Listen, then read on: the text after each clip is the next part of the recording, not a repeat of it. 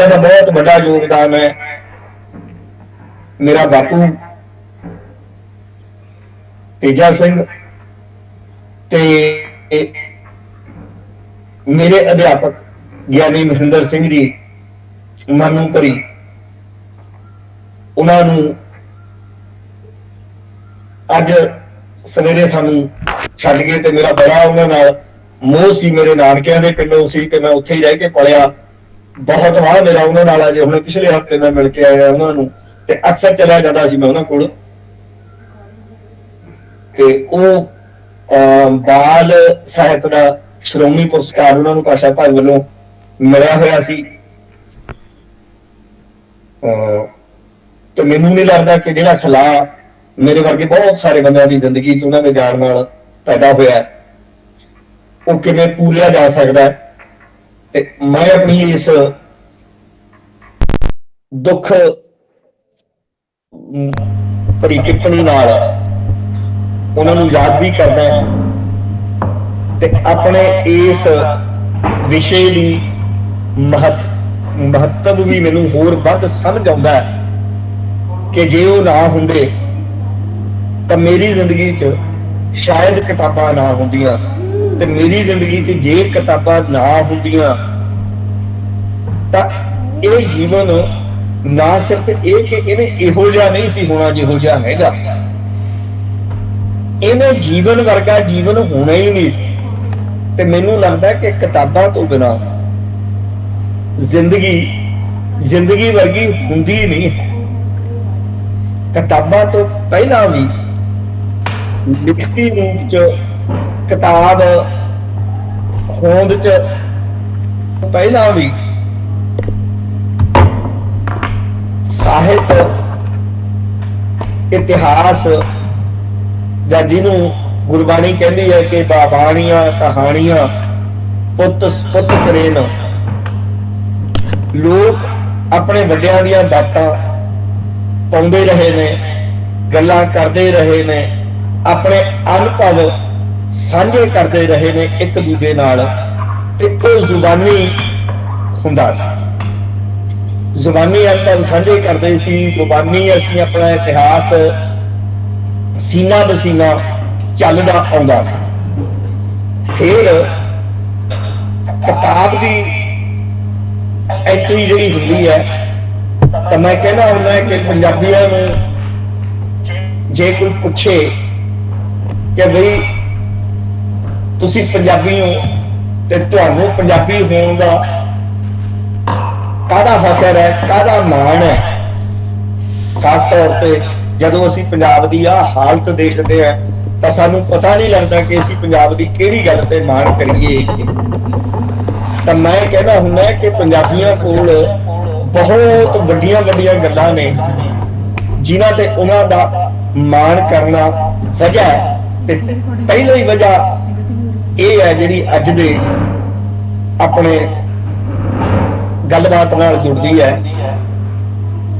ਕਿ ਪੰਜਾਬ ਉਹ ਧਰਤੀ ਹੈ ਜਿਸ ਨੇ ਦੁਨੀਆ ਦੀ ਪਹਿਲੀ ਕਿਤਾਬ ਦਿੱਤੀ, ਪਹਿਲੀ ਵਾਰ ਕਿਸੇ ਗੱਲ ਨੂੰ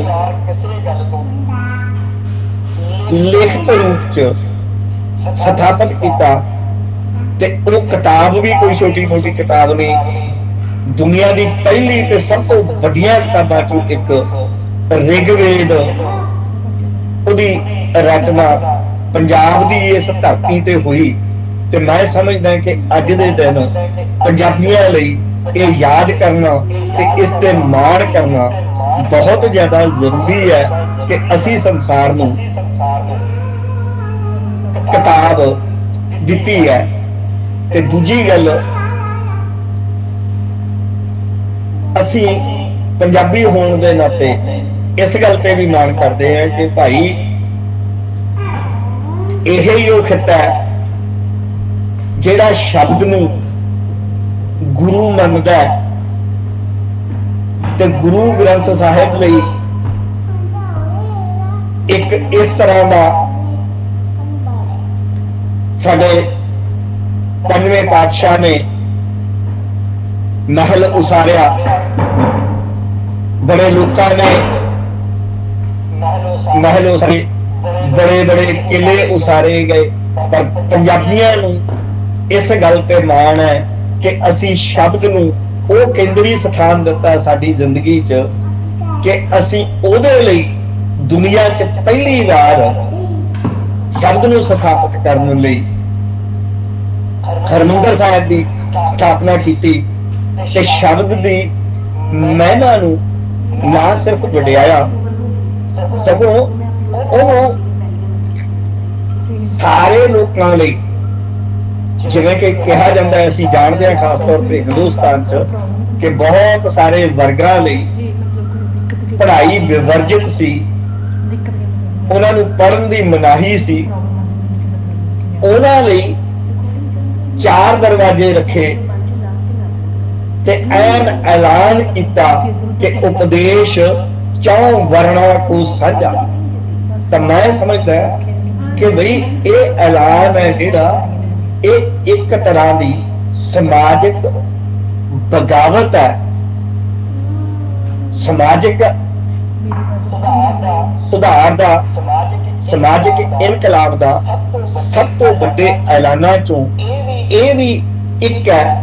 ਤੇ ਅਸੀਂ ਇਹ ਸ਼ਬਦ ਰਾਹੀਂ ਕਰਦੇ ਹਾਂ, ਜਿਸ ਤੋਂ ਸਾਨੂੰ ਪਤਾ ਲੱਗਦਾ ਹੈ ਕਿ ਪੰਜਾਬ 'ਚ ਜਿਹੜਾ ਪੁਸਤਕ ਸੱਭਿਆਚਾਰ ਹੈ ਉਹਦੀ ਗੱਲ ਅਸੀਂ ਚਾਹੇ ਅੱਜ ਕਰੀਏ, ਚਾਹੇ ਹੋਰ 100 ਸਾਲ ਨੂੰ ਕੋਈ ਕਰ ਲਵੇ, ਪਰ ਸਾਡੀ ਸੱਭਿਅਤਾ ਦੇ, ਸਾਡੀ ਸਮਝ ਦੇ ਉਹ ਬਿਲਕੁਲ ਆਰੰਭ ਬਿੰਦੂਆਂ ਚੋਂ ਇੱਕ ਹੈ।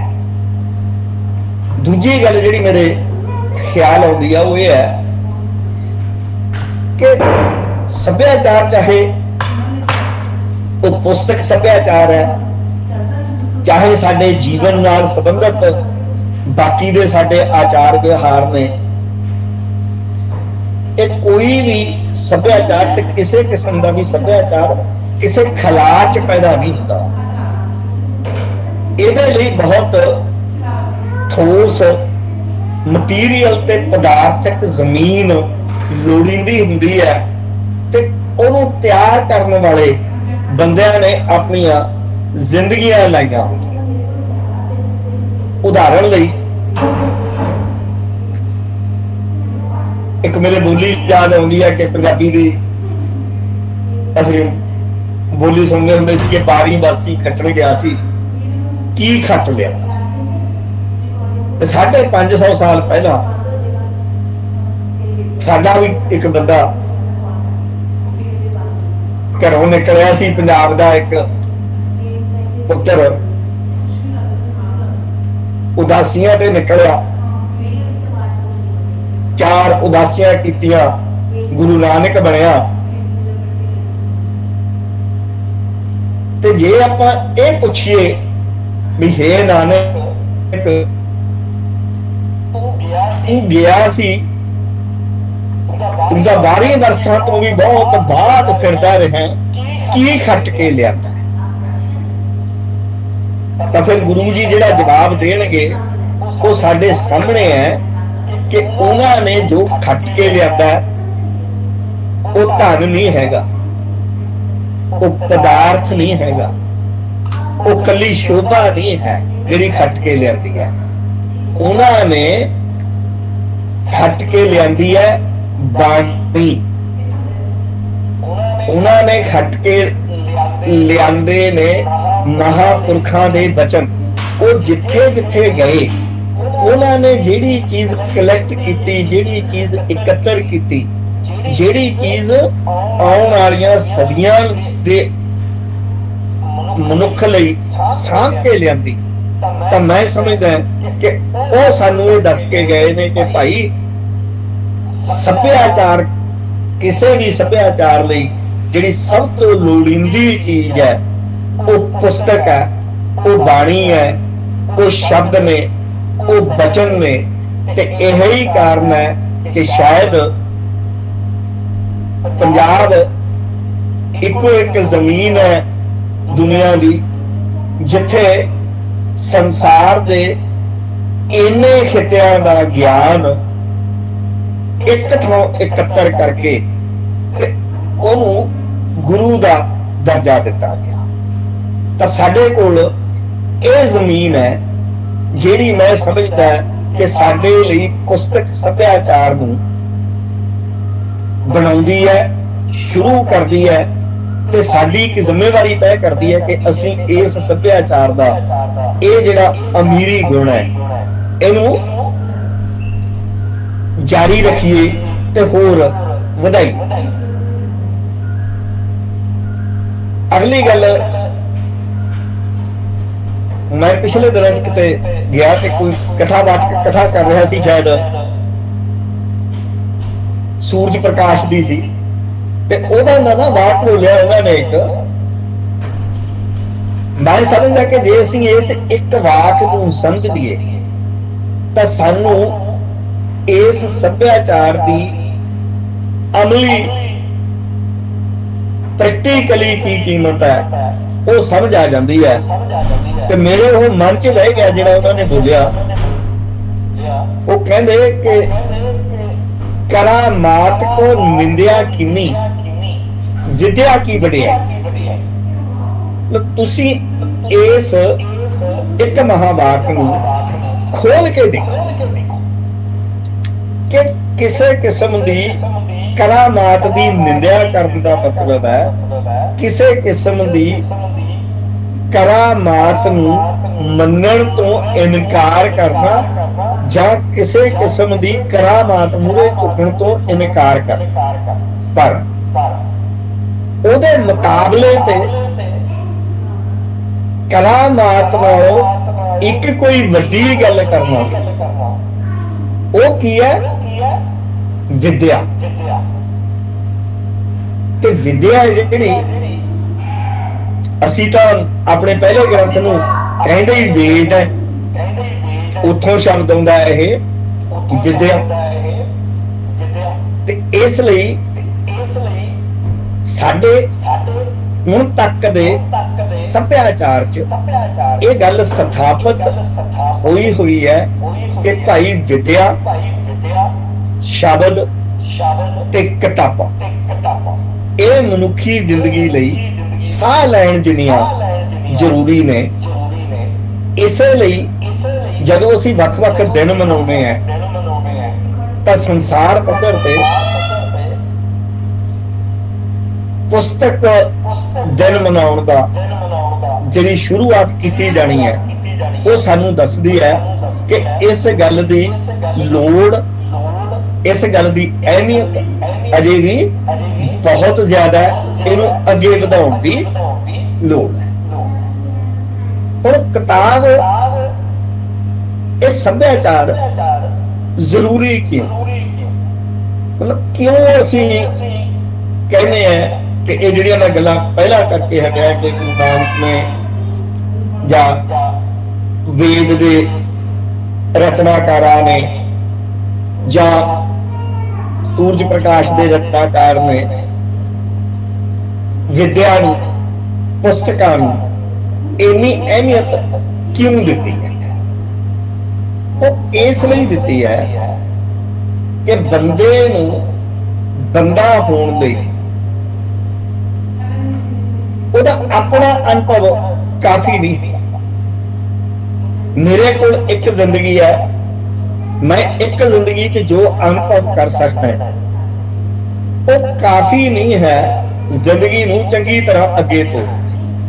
ਉਹਦੇ ਲਈ ਤੁਹਾਨੂੰ ਹੋਰ ਬੰਦਿਆਂ ਦੀਆਂ ਜ਼ਿੰਦਗੀਆਂ ਦੇ, ਹੋਰ ਬੰਦਿਆਂ ਦੇ ਅਨੁਭਵ, ਹੋਰ ਬੰਦਿਆਂ ਦੇ ਵਿਚਾਰ ਲੋੜੀਂਦੇ ਹੁੰਦੇ ਨੇ ਤੇ ਉਹ ਸਾਡੇ ਕੋਲ ਪੁਸਤਕਾਂ ਰਾਹੀਂ ਆਉਂਦੇ। ਪੁਸਤਕ ਕੋਈ ਸਿਰਫ ਲਿਖੇ ਹੋਏ ਅੱਖਰ ਨਹੀਂ ਹੁੰਦੇ,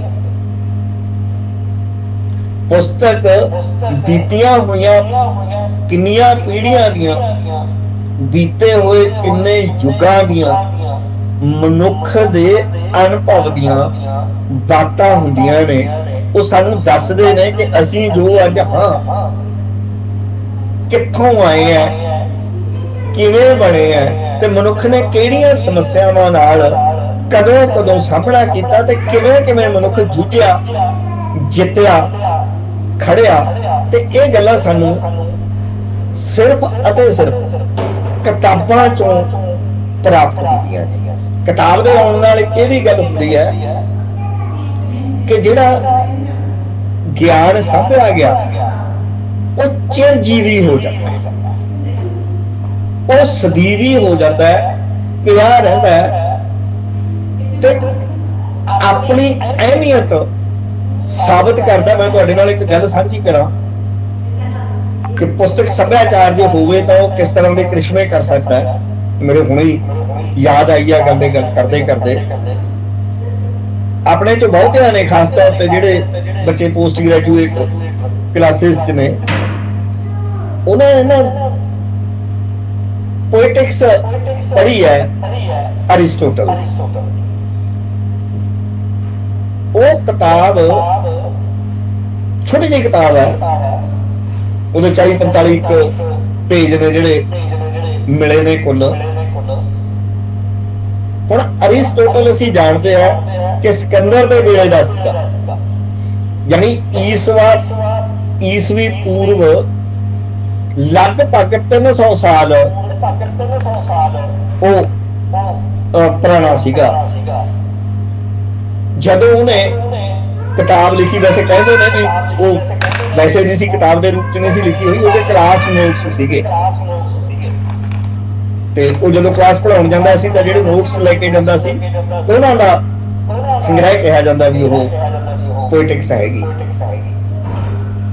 ते वो किताब लिखी, ਉਹਦੇ नोट्स सी ਜਿਹੜੇ ਪਏ ਰਹੇ, ਇੱਕਾ ਦੁੱਕਾ ਕਿਤੇ ਮਾੜਾ ਮੋਟਾ ਕਿਸੇ ਨੇ ਜ਼ਿਕਰ ਕੀਤਾ ਉਹਦਾ।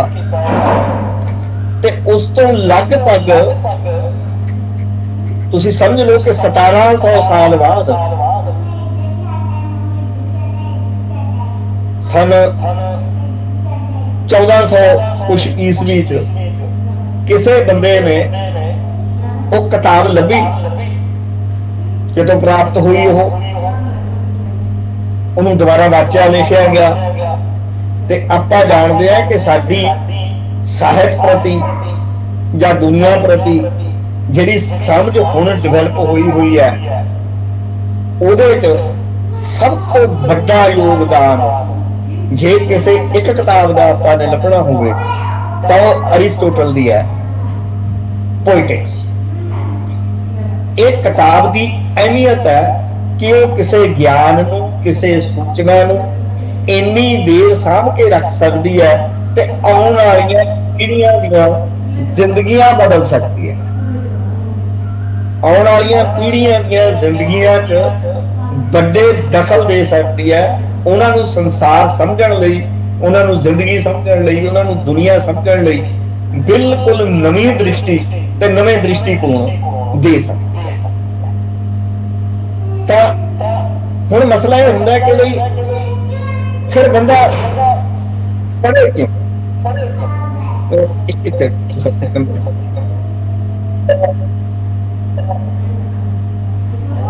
बंदा पढ़े क्यों?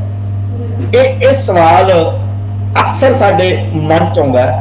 भावें मैं अपनी गल्लां च हुण तक यही जवाब देने की कोशिश की है कि भाई जे असीं पढ़ांगे तां होऊगा, पर कोई क्यों पढ़े, क्यों वक्त दवे ते क्यों अपना इन्ना समा धन पुस्तकां ते जाया करे?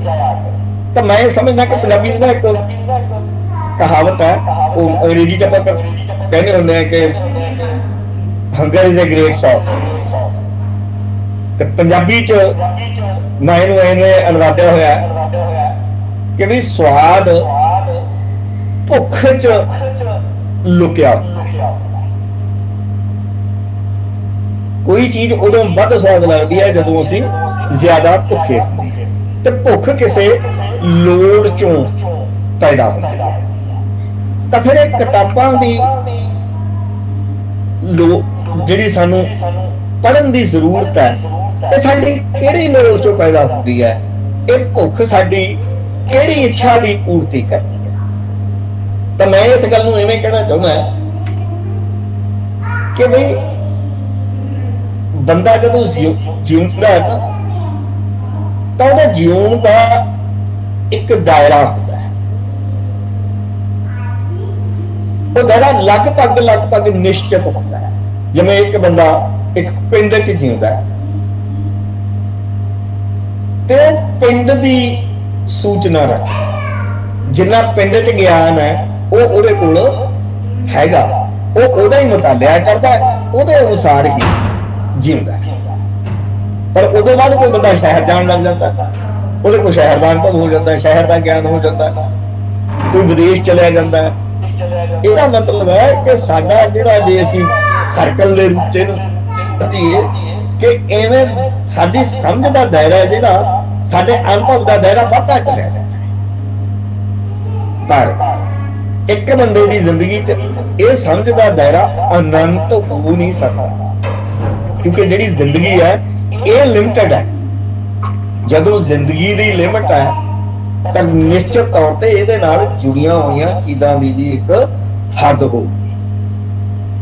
ਫਿਰ ਹੁਣ ਉਹ ਹੱਦ ਭੰਨਣੀ ਹੈ। ਜੇ ਅਸੀਂ ਆਪਣਾ ਜੀਵਨ ਦਾ, ਆਪਣੇ ਅਨੁਭਵ ਦਾ, ਆਪਣੀ ਸਮਝ ਦਾ, ਸੂਝ ਦਾ ਦਾਇਰਾ ਵੱਡਾ ਕਰਨਾ ਹੈ ਤਾਂ ਨਿਸ਼ਚਿਤ ਤੌਰ ਤੇ ਸਾਨੂੰ ਜੀਵਨ ਦੀ ਇਹ ਜਿਹੜੀ ਹੱਦ ਕੁਦਰਤ ਨੇ ਬੰਨ੍ਹ ਕੇ ਦਿੱਤੀ ਹੋਈ ਹੈ, ਇਹਦੇ ਨਾਲ ਟਕਰਾਉਣਾ ਪਊਗਾ, ਇਹ ਭੰਨਣੀ ਪਊਗੀ। ਕਿਤਾਬਾਂ ਕੀ ਕਰਦੀਆਂ ਨੇ ਕਿ ਸਾਡੀ ਇਹ ਹੱਦ ਤੋੜਨ 'ਚ, ਇਸ ਹੱਦ ਤੋਂ ਪਾਰ ਜਾਣ 'ਚ ਸਾਡੀ ਮਦਦ ਕਰਦੀ।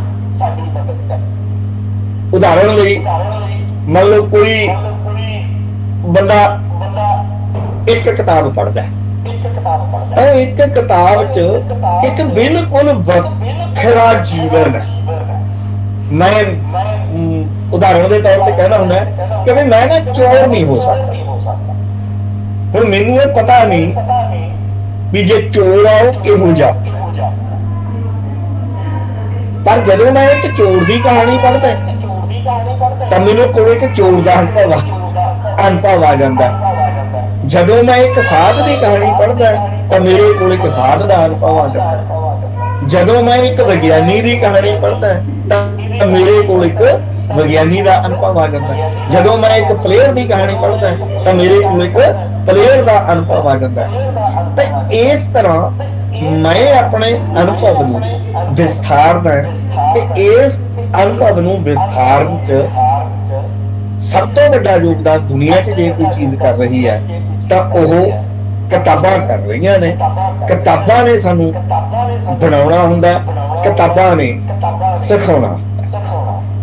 ਤੇ ਦੂਜੀ ਗੱਲ ਇਹ ਕੀ ਕਰਦੀਆਂ ਨੇ ਕਿਤਾਬਾਂ, ਕਿ ਜਦੋਂ ਤੁਸੀਂ ਕੋਈ ਕਿਤਾਬ ਪੜ੍ਹਦੇ ਹੋ ਨਾ ਤਾਂ ਹੁਣ ਤਾਂ ਗੱਲ ਸਥਾਪਿਤ ਹੋ ਚੁੱਕੀ ਹੈ। ਬੜੇ ਵਿਦਵਾਨਾਂ ਨੇ, ਤੁਸੀਂ ਉਹਨਾਂ ਦੇ ਨਾਮ ਪੜ੍ਹਦੇ ਹੋ ਦਾਇਰੇ ਦਾ ਉਹਨਾਂ ਦੇ, ਤੇ ਉਹਨਾਂ ਨੇ ਇਹ ਗੱਲਾਂ ਬਹੁਤ ਵੱਡੇ ਪੱਧਰ ਤੇ ਵਿਚਾਰਦੀਆਂ ਹੋਈਆਂ ਨੇ ਕਿ ਜਦੋਂ ਨਾ ਕੋਈ ਪਾਠਕ ਇੱਕ ਕਿਤਾਬ ਪੜ੍ਹਦਾ, ਇੱਕ ਟੈਕਸਟ ਪੜ੍ਹਦਾ ਤਾਂ ਉਹ ਸਿਰਫ ਉਸ ਟੈਕਸਟ 'ਚ ਬੰਨਿਆ ਨਹੀਂ ਰਹਿੰਦਾ, ਉਹ ਆਪਣਾ ਇੱਕ ਟੈਕਸਟ ਉਸਾਰਦਾ। ਇੱਕ ਕਹਾਣੀ ਪੜ੍ਹਦਾ ਤੇ ਉਹਦੇ ਨਾਲ ਆਪਣੀ ਇੱਕ ਹੋਰ ਕਹਾਣੀ ਆਪਣੇ ਅੰਦਰ ਉਸਾਰਦਾ, ਬਣਦੀ ਚਲੀ ਜਾਂਦੀ। ਜਿਹਦਾ ਮਤਲਬ ਇਹ ਹੈ ਕਿ ਕਿਤਾਬ ਤੁਹਾਨੂੰ ਸਿਰਫ ਨਵਾਂ ਅਨੁਭਵ ਨਹੀਂ ਦਿੰਦੀ, ਕਿਤਾਬ ਸਿਰਫ ਨਵਾਂ ਗਿਆਨ ਨਹੀਂ ਦਿੰਦੀ, ਉਹ ਤੁਹਾਨੂੰ ਇੱਕ ਸਿਰਜਕ ਹੋਣ ਦਾ, ਇੱਕ ਕ੍ਰੀਏਟਰ ਹੋਣ ਦਾ ਮੌਕਾ ਵੀ ਦਿੰਦੀ ਹੈ, ਅਨੁਭਵ ਵੀ ਦਿੰਦੀ ਹੈ। ਤੇ ਕ੍ਰੀਏਟਰ ਹੋਣ ਨਾਲ ਹੀ ਵੱਡੇ ਹੁੰਦੇ ਹੋ ਕਿ ਤੁਸੀਂ ਕਿਤਾਬ ਪੜ੍ਹਦੇ ਹੋ, ਤੁਹਾਨੂੰ ਖੁਰਨੇ ਨੇ, ਤੁਹਾਨੂੰ ਨਵੀਆਂ ਗੱਲਾਂ ਆਉਂਦੀਆਂ ਨੇ। ਤੇ ਜੇ ਨੂੰ ਹੋਰ ਬਹੁਤ ਵਧਾ ਕੇ ਹੋਵੇ ਤਾਂ ਮੈਂ ਇਹ ਕਹੂੰਗਾ ਕਿ ਜੇ ਅਸੀਂ ਇਸ ਸੰਸਾਰ ਦੀ ਜਿਹੜੀਆਂ ਸੰਸਾਰ ਵੰਡ ਬਾਰੇ ਦੋ ਧਾਰਨਾਵਾਂ ਅਸੀਂ ਸਮਝਦੇ ਹਾਂ ਵੀ ਹੈਗੀਆਂ, ਇੱਕ ਥਿਊਰੀ ਆਫ ਸਪੈਸ਼ਲ ਕ੍ਰੀਏਸ਼ਨ ਹੈ ਵੀ ਇਹ ਵਿਸ਼ੇਸ਼ ਤੌਰ ਤੇ ਕਿਸੇ ਮਹਾਸ਼ਕਤੀ ਵੱਲੋਂ ਬਣਾਇਆ ਗਿਆ, ਇੱਕ ਥਿਊਰੀ ਆਫ ਐਵੋਲੂਸ਼ਨ ਹੈ ਕਿ ਹੌਲੀ ਹੌਲੀ ਐਵੋਲੂਸ਼ਨ ਹੋਈ ਹੈ, ਇਹਦੀ ਵਿਕਸਿਤ ਹੋਇਆ ਚੀਜ਼ਾਂ ਤੋਂ ਅੱਗੇ ਅੱਗੇ। ਤਾਂ ਜਿਹੜੀ ਥਿਊਰੀ ਆਫ ਸਪੈਸ਼ਲ ਕ੍ਰੀਏਸ਼ਨ ਹੈ ਨਾ, ਚਾਹੇ ਆਪਾਂ ਕਿਸੇ ਧਰਮ ਦੀ ਲੈ ਲਈਏ, ਉਹ ਇੱਕੋ ਹੀ ਹੈ ਕਿ ਕੀ ਸੀ ਕਿ ਰੱਬ ਬੈਠਾ ਸੀ, ਜੇ ਗੁਰਬਾਣੀ ਦੀ ਮਹਾਵਾਕ ਹੈ ਗੁਰਬਾਣੀ ਦਾ, ਕਿ ਕੀਤਾ ਕਰਾਓ ਇੱਕੋ ਪਸਾਓ ਤਿਸਤੇ ਹੋਏ ਲੱਖ ਦਰਿਆ, ਕਿ ਬਈ ਉਹ ਬੈਠਾ ਸੀ ਤੇ ਉਹਨੂੰ ਫੁਰਨਾ ਫੁਰਿਆ ਤੇ ਆਹ ਸਾਰੀ ਸ੍ਰਿਸ਼ਟੀ ਹੈ ਜਿਹੜੀ ਇਹਦੀ ਰਚਨਾ। ਇਹਦੇ ਵੱਲੋਂ ਰਚਨਹਾਰਾ ਬਣ ਗਿਆ, ਰਚਨਕਾਰ ਬਣ ਗਿਆ ਫੁਰਨੇ ਨਾਲ। ਇਹ ਦੁਨੀਆ ਫੁਰਨੇ ਦੀ ਖੇਡ ਹੈ, ਰੱਬ ਨੂੰ ਗੁਰਮਤ ਕਰਿਆ, ਇਹ ਸਪੈਸ਼ਲ ਕ੍ਰੀਏਸ਼ਨ ਦੀ ਦੁਨੀਆ ਕਹਿੰਦੀ ਹੈ। ਤਾਂ ਮੈਂ ਇਹ ਕਹਿਣਾ ਹੈ ਕਿ ਇੱਕ ਕਿਤਾਬ ਤੁਹਾਡੇ ਅੰਦਰ ਫੁਰਨਾ ਪੈਦਾ ਕਰਦੀ ਹੈ। ਇੱਕ ਸੰਸਾਰ ਤੁਸੀਂ ਆਪਣਾ ਜੀਉ ਰਹੇ ਹੋ, ਇੱਕ ਸੰਸਾਰ ਤੁਸੀਂ ਕਿਤਾਬ ਵਾਲਾ ਜੀਉ ਰਹੇ ਹੋ, ਤੇ ਇੱਕ ਸੰਸਾਰ ਕਿਤਾਬ ਵਾਲੇ ਸੰਸਾਰ ਦੇ ਮੁਕਾਬਲੇ ਤੁਸੀਂ ਆਪਣਾ ਕ੍ਰੀਏਟ ਕਰ ਰਹੇ ਹੋ, ਸਿਰਜ ਰਹੇ ਹੋ, ਸੋਚ ਰਹੇ ਹੋ। ਤੇ ਇਹ ਜਿਹੜੀ ਤੁਹਾਨੂੰ ਇੱਕ ਕਲਪਨਾ ਦੇ ਦੇਣੀ ਹੈ ਰਚਨਾਕਾਰ ਹੋਣ ਦੀ, ਇੱਕ ਕਿਤਾਬ ਦੀ ਬਹੁਤ ਵੱਡੀ ਸਮਰੱਥਾ। ਮੈਂ ਕਹਿੰਦਾ ਕਿ ਤੁਹਾਡੀ ਕਲਪਨਾ ਨੂੰ, ਕਿ ਤੁਹਾਡੇ ਹੋਣ ਨੂੰ ਨਵੇਂ ਮੀਨਿੰਗ ਦੇਣਾ, ਨਵੀਆਂ ਚੀਜ਼ਾਂ ਸਿਰਜਣ ਦੀ ਤੁਹਾਡੇ 'ਚ ਕੂਵਤ ਪੈਦਾ ਕਰਨੀ, ਇਹ ਕਿਤਾਬ ਦੀ ਕੀਮਤ ਹੈ, ਕਿਤਾਬ ਦੀ ਵੈਲਿਊ ਹੈ ਜਿਹੜੀ ਮੈਨੂੰ ਮੈਂ ਲੱਗਦਾ ਵੀ ਏਡਾ ਵੱਡਾ ਕੰਮ ਸਾਡੇ ਨਾਲ ਕੋਈ ਹੋਰ ਚੀਜ਼। ਅਗਲੀ ਗੱਲ, ਕਿਤਾਬਾਂ ਹੁਣ ਕੀ ਕਰਦੀਆਂ? ਕਿਤਾਬਾਂ ਨਾ, ਇਹਦੇ ਬਾਰੇ ਮੇਰੇ ਖਿਆਲ ਆਉਂਦੀ ਹੈ ਗੱਲ ਇੱਕ, ਤੁਹਾਡੇ ਚੋਂ ਕਈਆਂ ਨੇ ਪੜ੍ਹਿਆ ਹੋਊਗਾ, ਸਿਲੇਬਸ ਵਿੱਚ ਲੱਗਿਆ ਹੁੰਦਾ, ਸ਼ੇਕਸਪੀਅਰ ਦਾ ਨਾਟਕ ਹੈ ਇੱਕ ਜੂਲੀਅਸ ਸੀਜ਼ਰ। ਤੇ ਉਹ ਜਿਹੜੇ ਨੇ ਪੜ੍ਹਿਆ ਉਹਨਾਂ ਨੇ ਨਾ, ਉਹਦਾ ਪਹਿਲਾ ਚੈਪਟਰ ਹੈ ਜਿਹੜਾ, ਉਹ ਪਹਿਲਾ ਹੀ ਕਾਂਡ ਯਾਦ ਹੋਊਗਾ ਕਿ ਉਹ ਐਂਟਰ ਹੋ ਰਿਹਾ ਸੀਜ਼ਰ, ਤੇ ਉੱਥੇ ਇੱਕ ਸੀਨ ਹੈ ਛੋਟਾ ਜਿਹਾ। ਉਹ ਸੀਨ ਕੀ ਹੈ ਕਿ ਸੀਜ਼ਰ ਦੇ ਕੋਲ ਖੜਾ ਹੈ, ਉਹਦਾ ਸਹਾਇਕ ਹੈ, ਮਿੱਤਰ ਹੈ ਐਂਟਨੀ, ਤੇ ਸਾਹਮਣੇ ਖੜਾ ਹੈ ਇੱਕ ਬੰਦਾ ਦੂਰ, ਕੈਸ਼ੀਅਸ। ਸੀਜ਼ਰ ਨਾ ਕੈਸ਼ੀਅਸ ਵੱਲ ਇਸ਼ਾਰਾ ਕਰਕੇ ਐਂਟਨੀ ਨੂੰ ਕਹਿੰਦਾ ਯਾਰ ਮੈਨੂੰ ਨਾ ਇਹੋ ਜਿਹੇ ਬੰਦੇ ਚੰਗੇ ਨਹੀਂ ਲੱਗਦੇ, ਨਾ ਮੇਰੇ ਤੋਂ ਪਰੇ ਰੱਖਿਆ। ਇਹ ਪੜਦਾ ਬਹੁਤ ਹੈ। ਇਹਦਾ ਮਤਲਬ ਇਹ ਹੈ ਕਿ ਪੜਨ ਵਾਲੇ ਬੰਦਿਆਂ ਤੋਂ ਸੱਤਾਧਾਰੀਆਂ ਨੂੰ ਇੱਥੋਂ ਤੱਕ ਕਿ ਸੀਜ਼ਰ ਵਰਗੇ ਤਾਨਾਸ਼ਾਹਾਂ ਨੂੰ ਖਤਰਾ ਪੈਦਾ। ਇਹਦਾ ਮਤਲਬ ਹੈ ਉਹ ਗੱਲ ਪੜਨ ਚੋਂ ਹੁੰਦੀ ਹੈ। ਤਾਂ ਕੋਈ ਗੱਲ ਲੈ ਕੇ ਜਾਂਦੀਆਂ ਨੇ ਜਿਹੜੀਆਂ ਮਨੁੱਖ ਨੂੰ ਜ਼ੁਲਮ ਦੇ ਖਿਲਾਫ, ਅਨਿਆਂ ਦੇ ਖਿਲਾਫ ਜਾਂ ਇਸ ਤਰ੍ਹਾਂ ਦਾ ਵਿਵਹਾਰ ਕਰਦੀ ਸੱਤਾ ਦੇ ਖਿਲਾਫ ਉਹਦੇ ਅੰਦਰ ਵਿਚਾਰ ਪੈਦਾ ਕਰਦੀਆਂ ਨੇ, ਦਲੇਰੀ ਪੈਦਾ ਕਰਦੀਆਂ ਨੇ, ਸਮਝ ਪੈਦਾ ਕਰਦੀਆਂ। ਮੈਂ ਤੁਹਾਨੂੰ ਇੱਕ ਛੋਟੀ ਜਿਹੀ ਉਦਾਹਰਣ ਦਿੰਦਾ ਇਸ ਗੱਲ ਦੀ, ਆਪਣੀ ਗੱਲ ਦੀ ਪ੍ਰੋੜਤਾ ਕਰਨ ਖਾਤਰ। ਹੁਣ ਤਾਂ ਇਹ ਗੱਲ ਬੜੀ ਆਮ ਹੈ, ਪਰ ਇਹ ਰੀਸੈਂਟਲੀ ਖੋਜ ਹੋਈ ਹੈ, ਪਿਛਲੇ ਸਾਲਾਂ 'ਚ ਸਾਨੂੰ ਇਸ ਗੱਲ ਦਾ ਪਤਾ ਲੱਗਿਆ, ਕਿਉਂਕਿ ਆਮ ਤੌਰ ਤੇ ਇਸ ਲਈ ਕਹਿੰਦੇ ਰਹੇ ਹੈ, ਖਾਸ ਤੌਰ ਤੇ ਜਦੋਂ ਮੈਂ ਪੜ੍ਹਿਆ ਤਾਂ ਸਾਨੂੰ ਪੜ੍ਹਾਇਆ ਜਾਂਦਾ ਰਿਹਾ ਕਿ ਮਹਾਰਾਜਾ ਰਣਜੀਤ ਸਿੰਘ ਨੇ ਖਾਲਸਾ ਰਾਜ ਸਥਾਪਿਤ ਕੀਤਾ, ਪਰ ਉਹਨਾਂ ਨੇ ਪੰਜਾਬੀ ਦੀ ਕੋਈ ਸੇਵਾ ਨਹੀਂ ਕੀਤੀ, ਰਾਜ ਭਾਸ਼ਾ ਫਾਰਸੀ ਰੱਖੀ, ਇਸ ਤਰ੍ਹਾਂ ਦੀਆਂ ਗੱਲਾਂ ਉਹ ਸਾਡੇ ਵੀ ਮਨਾਂ 'ਚ ਠੀਕ ਆ। ਪਰ ਗੱਲ ਨਿਕਲ ਕੇ ਜਿਹੜੀ ਆਉਂਦੀ ਇਹ ਹੈ ਕਿ ਮਹਾਰਾਜਾ ਰਣਜੀਤ ਸਿੰਘ ਨਾਲ ਸੰਬੰਧਿਤ ਤਿੰਨ ਗੱਲਾਂ ਹੁਣ ਅਸੀਂ ਸਾਰੇ ਜਾਣਦੇ ਹਾਂ, ਤੁਸੀਂ ਵੀ ਇੱਧਰ ਉੱਧਰ ਮੇਰੇ ਸੁਣੀਆਂ ਹੋਣਗੀਆਂ, ਮੈਂ ਜਿਹੜਾ ਦੁਹਰਾ ਦਿੰਦਾ ਕਿਉਂਕਿ ਕਹਿੰਦੇ ਨੇ ਕਿ ਚੰਗੀ ਗੱਲ ਦੁਹਰਾਈ ਜਾਣੀ ਚਾਹੀਦੀ ਹੁੰਦੀ ਹੈ, ਬਾਰ-ਬਾਰ ਦੁਹਰਾਈ ਜਾਣੀ ਚਾਹੀਦੀ ਹੈ ਚੰਗੀ ਗੱਲ। ਤਾਂ ਤਿੰਨ ਗੱਲਾਂ ਇਹ ਨੇ ਕਿ ਪਹਿਲੀ ਗੱਲ, ਮਹਾਰਾਜਾ ਰਣਜੀਤ ਸਿੰਘ ਦੇ ਵੇਲੇ ਇਹ ਗੱਲ ਸਰਕਾਰੀ ਹੁਕਮ ਸੀ ਕਿ ਤੁਸੀਂ ਕੋਈ ਜੇ ਧਾਰਮਿਕ ਸਥਾਨ ਬਣਾਉਣਾ, ਉਹ ਚਾਹੇ ਮੰਦਿਰ ਬਣਾਉਣਾ ਹੈ, ਚਾਹੇ ਗੁਰਦੁਆਰਾ ਸਾਹਿਬ ਬਣਾਉਣਾ ਹੈ, ਚਾਹੇ ਮਸੀਤ ਬਣਾਉਣੀ ਹੈ, ਮਸਜਿਦ ਦੇ ਨਾਲ ਇੱਕ ਸਕੂਲ ਹੋਣਾ ਲਾਜ਼ਮੀ ਸੀ।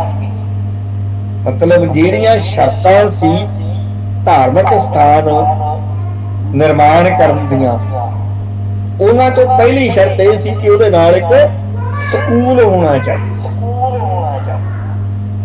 ਇਹਦਾ ਮਤਲਬ ਹੈ ਕਿ ਉਦੋਂ ਪੜ੍ਹਾਉਣ ਦੀ ਕੋਸ਼ਿਸ਼ ਹੋ ਰਹੀ ਸੀ, ਪੰਜਾਬੀਆਂ ਨੂੰ ਪੜ੍ਹਾਇਆ ਜਾ ਰਿਹਾ ਸੀ। ਤੇ ਦੂਜੀ ਗੱਲ ਕਹਿੰਦੇ ਨੇ ਕਿ ਉਹਨਾਂ ਨੇ ਇੱਕ ਕਾਇਦਾ ਤਿਆਰ ਕਰਾਇਆ ਜਿਹਦੇ ਇੱਕ ਪਾਸੇ ਫਾਰਸੀ ਸੀ ਤੇ ਇੱਕ ਪਾਸੇ ਗੁਰਮੁਖੀ ਸੀ, ਤੇ ਉਹ ਹਰੇਕ ਪਿੰਡ ਦੇ ਲੰਬੜਦਾਰ ਨੂੰ ਜਾਂ ਜਿਸ ਕਿਸਮ ਦਾ ਵੀ ਮੁਖੀ ਉਸ ਵੇਲੇ ਹੋਊਗਾ, ਉਹਦੀ ਡਿਊਟੀ ਲੱਗੀ ਹੋਈ ਸੀ ਕਿ ਹਰ ਬੰਦਾ ਉਹਦੇ 5 ਉਤਾਰੇ ਕਰਾਵੇ ਤੇ ਅੱਗੇ ਬਣੇ। ਤੇ ਹੁਣ ਇਹ ਸਾਰਾ ਕੁਝ ਜਦੋਂ ਚੱਲਦਾ ਹੈ, ਮਹਾਰਾਜਾ ਰਣਜੀਤ ਸਿੰਘ ਦੀ ਡੈਥ ਹੋ ਜਾਂਦੀ ਹੈ, ਪੰਜਾਬ ਹਾਰ ਜਾਂਦਾ ਅੰਗਰੇਜ਼ਾਂ ਮੂਹਰੇ ਤੇ ਅੰਗਰੇਜ਼ ਲਾਹੌਰ 'ਚ ਆਪਣਾ ਰਾਜ ਸਥਾਪਿਤ ਕਰਦੇ ਨੇ। ਤੇ ਜਿਹੜੇ ਕਹਿੰਦੇ ਪਹਿਲੇ ਹੁਕਮ ਜਾਰੀ ਕਰਦੇ ਨੇ, ਉਹਨਾਂ 'ਚੋਂ 2 ਹੁਕਮ ਇਹ ਨੇ ਕਿ ਭਾਈ ਆਪਾਂ ਨੇ ਲੋਕਾਂ ਦੇ ਘਰਾਂ 'ਚੋਂ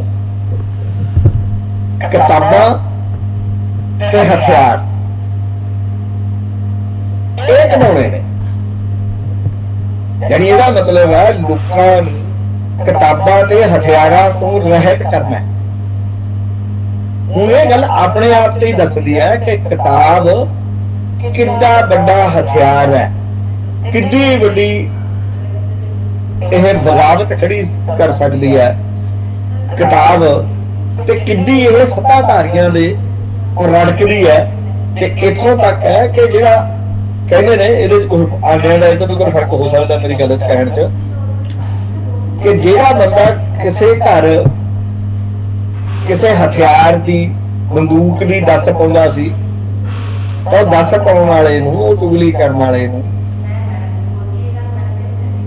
3 ਪੈਸੇ ਇਨਾਮ ਦਿੱਤਾ ਜਾਂਦਾ ਸੀ। ਪਰ ਜੇ ਕੋਈ ਕਿਸੇ ਦੇ ਘਰੋਂ ਕਾਇਦਾ ਫੜਾਉਂਦਾ ਸੀ, ਜਿਹੜਾ ਮਹਾਰਾਜਾ ਰਣਜੀਤ ਸਿੰਘ ਨੇ ਪ੍ਰਚਾਰਿਤ ਕੀਤਾ ਹੋਇਆ ਸੀ, ਉਹਨੂੰ 6 ਆਨੇ ਇਨਾਮ ਦਿੱਤਾ ਜਾਂਦਾ ਸੀ। ਤਾਂ ਇਹਦਾ ਮਤਲਬ ਹੈ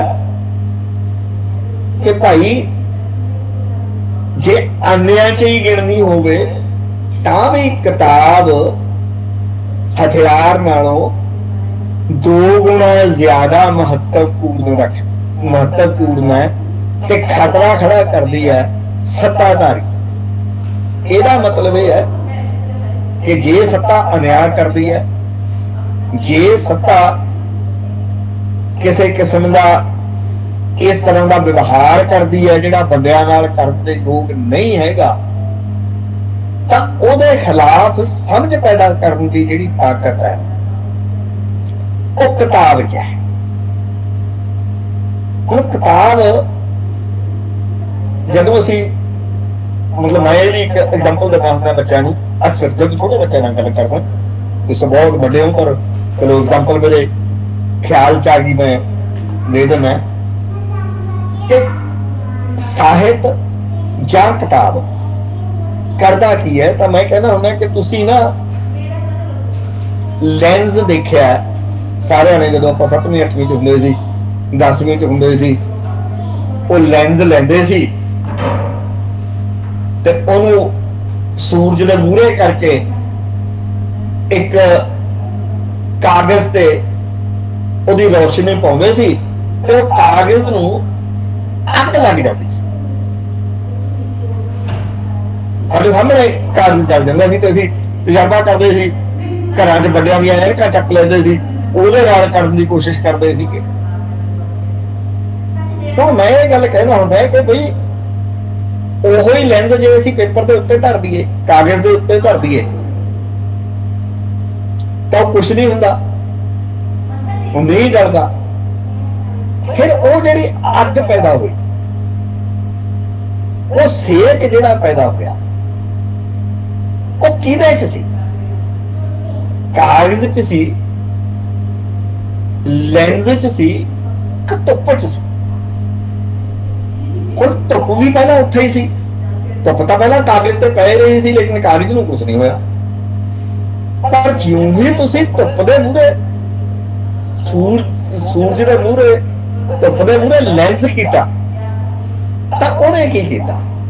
ਉਹਨੇ ਸੂਰਜ ਦੀਆਂ ਕਿਰਨਾਂ ਨੂੰ ਇਸ ਤਰ੍ਹਾਂ ਇੱਕ ਥਾਂ ਇਕਾਗਰ ਕਰਤਾ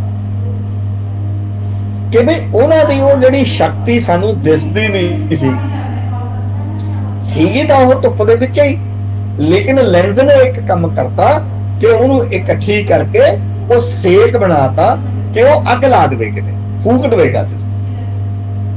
ਤਾਂ ਮੈਂ ਇਹ ਕਹਿਣਾ ਹੁੰਦਾ ਹੈ ਕਿ ਇਹ ਕਿਤਾਬਾਂ ਤੇ ਕਿਤਾਬਾਂ ਚ ਰਚਿਆ ਸਾਹਿਤ ਇਹ ਉਸ ਲੈਂਸ ਦਾ ਕੰਮ ਕਰਦਾ ਹੈ ਕਿ ਤੁਹਾਡੇ ਅੰਦਰ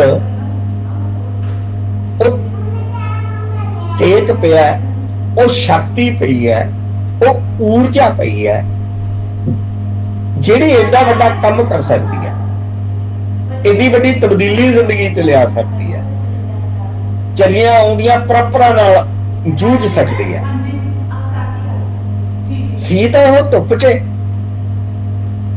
ਕਿਹਨੇ ਧੁੱਪ ਨੂੰ ਅਹਿਸਾਸ ਕਰਾਇਆ ਕਿ ਤੇਰੇ ਚ ਇਹ ਤਾਕਤ ਪਈ ਹੈ?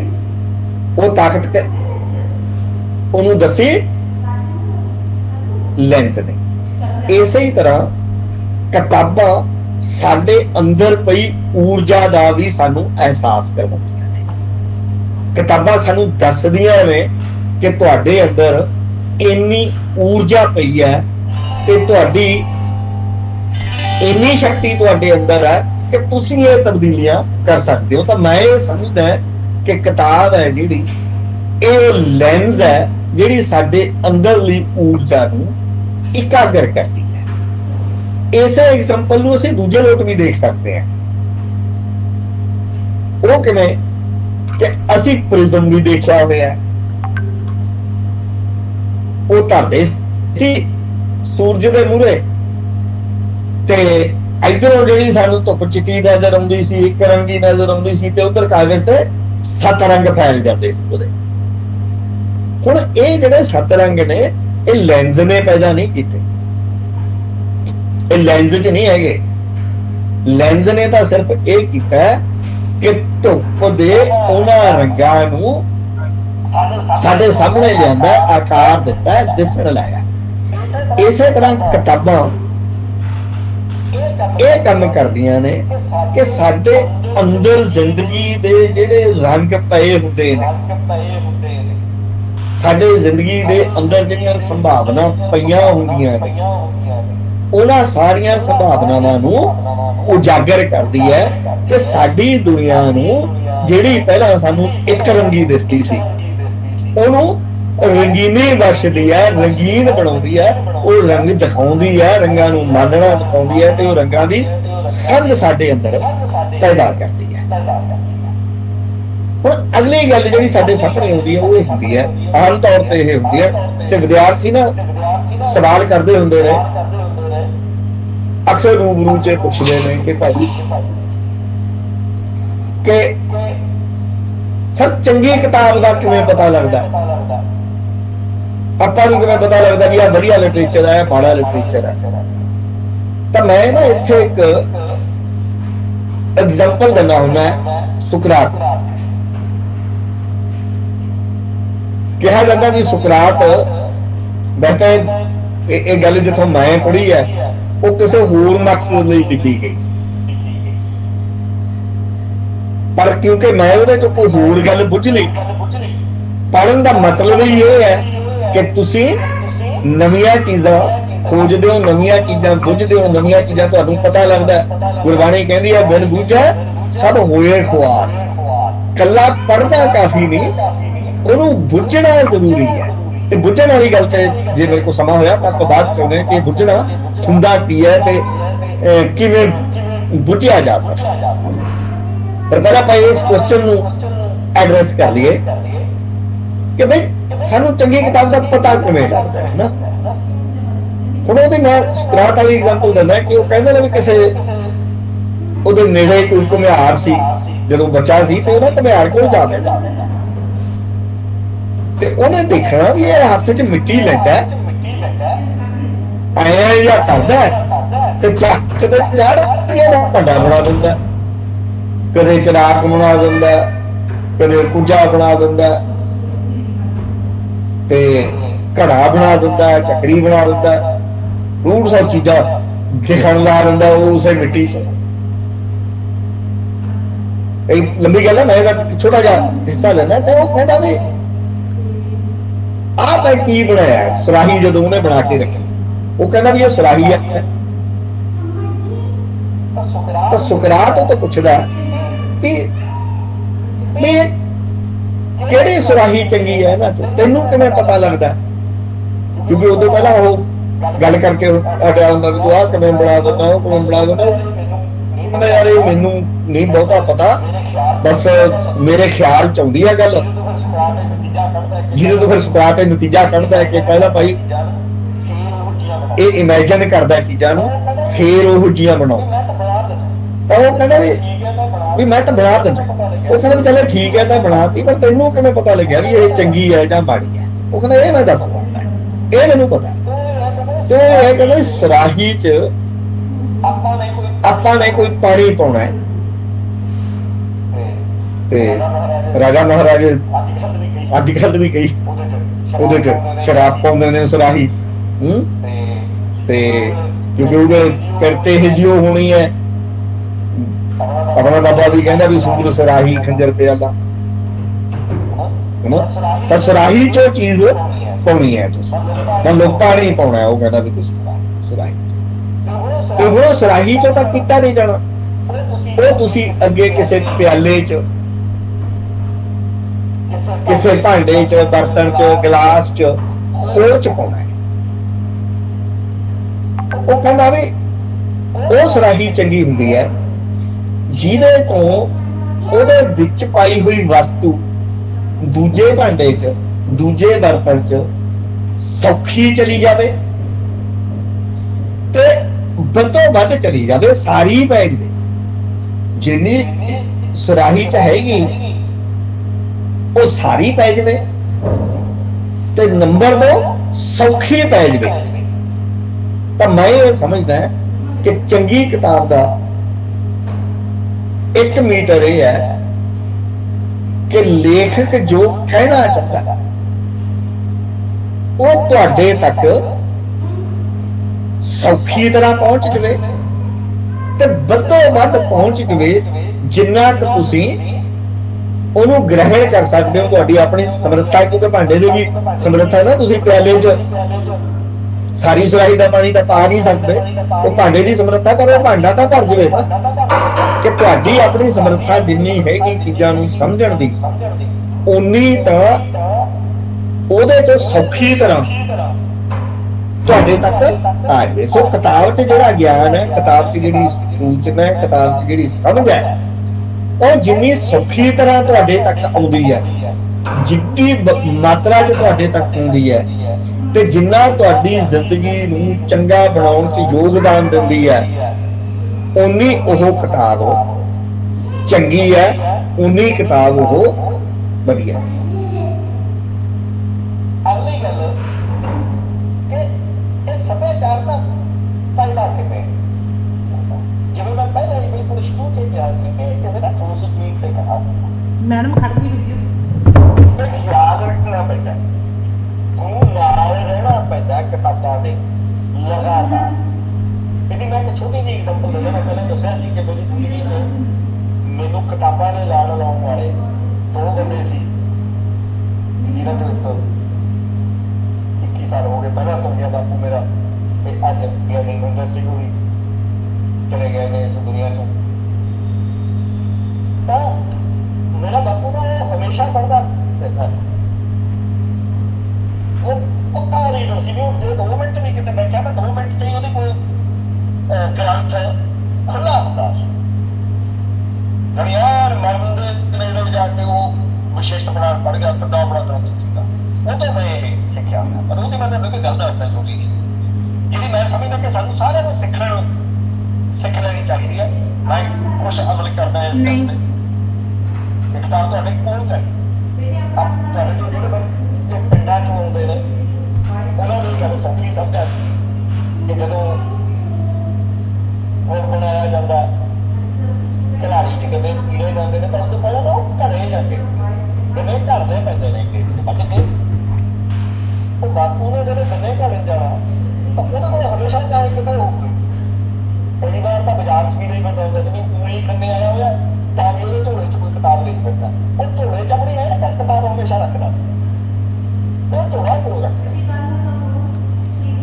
ਤੇ ਮੈਂ ਕਹਿੰਦਾ ਉਹ ਵੀ ਮੇਰਾ ਬਾਪੂ ਬਚਾਇਆ ਏਦਾਂ ਮਾੜੇ ਹਾਲਾਤਾਂ 'ਚ ਪੈਦਾ ਹੋਇਆ ਸੀ। ਕਦੇ ਕਦੇ ਰੂਪ ਨੂੰ ਚੱਪਾ ਗੱਲ ਕਰਾਂਗੇ ਕਿ ਕੋਈ ਲੋਕ ਬੜੇ ਇਹਦੇ ਨਾਲ ਇਹਨੂੰ ਸਕੂਲ ਜਾਣ ਦਾ ਤਾਂ ਮੌਕਾ ਹੀ ਨਹੀਂ ਮਿਲਿਆ। ਆਪ ਹੀ ਜਾ ਅੰਦਰ ਸਿੱਖੇ ਕਿ ਮੁੜ ਕੇ ਜਦੋਂ ਉਹ ਮਰਿਆ ਮਤਲਬ ਉਹ ਪਤਾ ਨਹੀਂ ਸੀ ਸਿੱਖ ਧਰਮ ਦਾ ਤੇ ਹਿੰਦੂ ਧਰਮ ਖਾਸ ਤੌਰ ਤੇ ਭਾਰਤੀ ਜਿਹੜੀ ਤਾਂ ਬਹੁਤ ਉਹਨੂੰ ਪੁੱਛਣ ਆਉਂਦੇ ਖੈਰ ਤਾਂ ਉਹਨੇ ਕੀ ਕਹਿਣਾ ਵੀ ਮੇਰੇ ਤੋਂ ਜਿੰਨੇ ਆ ਕੇ ਗੰਨੇ ਕਢਾਉਣੇ ਨੇ ਨਾ ਤੁਸੀਂ ਸਾਰੇ ਇੱਕ ਵਾਰ ਵੱਧ ਕੇ ਮਿਲੋਗੇ ਸਰ ਉਹਨੂੰ ਅਸੀਂ ਪਿਆਰ ਨਾਲ ਲਵਾਂ ਕਹਿੰਦੇ ਆਪਾਂ ਕੁਛ ਹੋਰ ਕਹਿੰਦੇ ਤੇ ਉਹਨੇ ਤੁਹਾਨੂੰ ਕਹਾ ਹੋਣਾ ਪੈਂਦਾ ਕਿ ਇੰਨੇ ਕਹਿੰਦੇ ਤੁਸੀਂ ਕਰਦੇ ਫਿਰ ਤੁਸੀਂ ਕਹਾ ਹੋਣਾ ਬਾਪੂ ਨੇ ਅੱਗੇ ਹੋਣਾ ਬੈਠੇ ਬੈਠੇ ਨੇ ਤੇ ਨਾਲੇ ਆਪਣਾ ਢੋਲਾ ਆਇਆ ਵੀ ਕਿਤਾਬ ਵਾਲਾ ਖਿੱਚ ਲੈਣਾ ਫਿਰ ਲਾ ਆਉਣਾ ਤੇ ਮੈਂ ਉਹਨੂੰ ਕਿਹਾ ਵੀ ਜਾ ਚਲੋ ਠੀਕ ਹੈ ਤਾਂ ਪੜ੍ਹਨਾ ਪਰ ਤੇਰੇ ਢੋਲੇ ਨੂੰ ਨਹੀਂ ਸੀ ਬੋਲਣਾ ਜਦੋਂ ਤਾਂ ਪੜ੍ਹਨਾ ਹੋਊਗਾ ਵਿਹਲਾ ਬੈਠੇਗਾ ਉਹਦੇ ਚੱਕ ਨਹੀਂ ਹੋਏ। ਇਹ ਗੱਲ ਮੈਨੂੰ ਯਾਦ ਹੈ ਤਾਂ ਲਰਬ ਨਹੀਂ ਹੋਈ ਹੈਗਾ ਉਹ ਕਹਿੰਦਾ ਨੈਟਵਰਕ ਨਹੀਂ ਹੈਗਾ ਨਹੀਂ ਇਹ ਨਾ ਉੱਥੇ ਤੱਕ ਹੋਣਾ ਚਾਹੀਦਾ ਜਿੱਥੇ ਮੇਰਾ ਹੱਥ ਜਾਂਦਾ ਮੇਰੇ ਹੱਥ ਦੀ ਰੇਂਜ ਵਿੱਚ ਚਾਹੀਦਾ ਹੈ। ਮੈਂ ਇਹ ਹੋਊਗਾ ਇਹ ਤਾਂ ਮੈਂ ਰੰਗ ਲੈਣ ਬੈਠੇ ਤੇ ਮੈਂ ਇੱਥੇ ਬੈਠਾ ਰਹੂੰਗਾ ਤੇ ਝੋਲਾ ਉੱਥੇ ਪਿਆ ਰਹੂੰਗਾ ਮੈਂ ਚੱਕਣ ਨਹੀਂ ਕਰਨਾ ਪਰ ਉਹਨੇ ਮੇਰੇ ਹੱਥ ਦੀ ਰੇਂਜ ਵਿੱਚ ਮੈਂ ਚੱਕਿਆ ਕਿਤਾਬ ਖੋਲੀ ਮੂਹਰੇ ਰੱਖ ਲਈ ਐਂ ਕਰਾਈ ਪੜ੍ਹਨ ਲੱਗ ਗਿਆ ਜਿੰਨੀ ਦੇਰ ਦਮ ਲੈਣਾ ਹੋਊਗਾ ਤੇ ਬਾਕੀ ਵੇਲੇ ਤੇਰਾ ਹੁਣ ਇਹਦਾ ਮਤਲਬ ਇਹ ਹੈ ਕਿ ਕਿਤਾਬ ਤੁਹਾਡੇ ਕੋਲ ਹੋਣੀ ਜੇ ਤੁਹਾਡੀ ਕਿਤਾਬ ਤੁਹਾਡੇ ਕੋਲ ਹੈ ਤਾਂ ਤੁਸੀਂ ਪੜ੍ਹੋਗੇ ਤੁਹਾਨੂੰ ਵੱਧ ਬੜਾ ਲੰਬਾ ਸਮਾਂ ਹੋ ਗਿਆ ਆਪਾਂ ਆਖਰੀ ਗੱਲ ਕਰਦੇ ਹਾਂ ਕਿ ਨਹੀਂ ਕਿਤਾਬ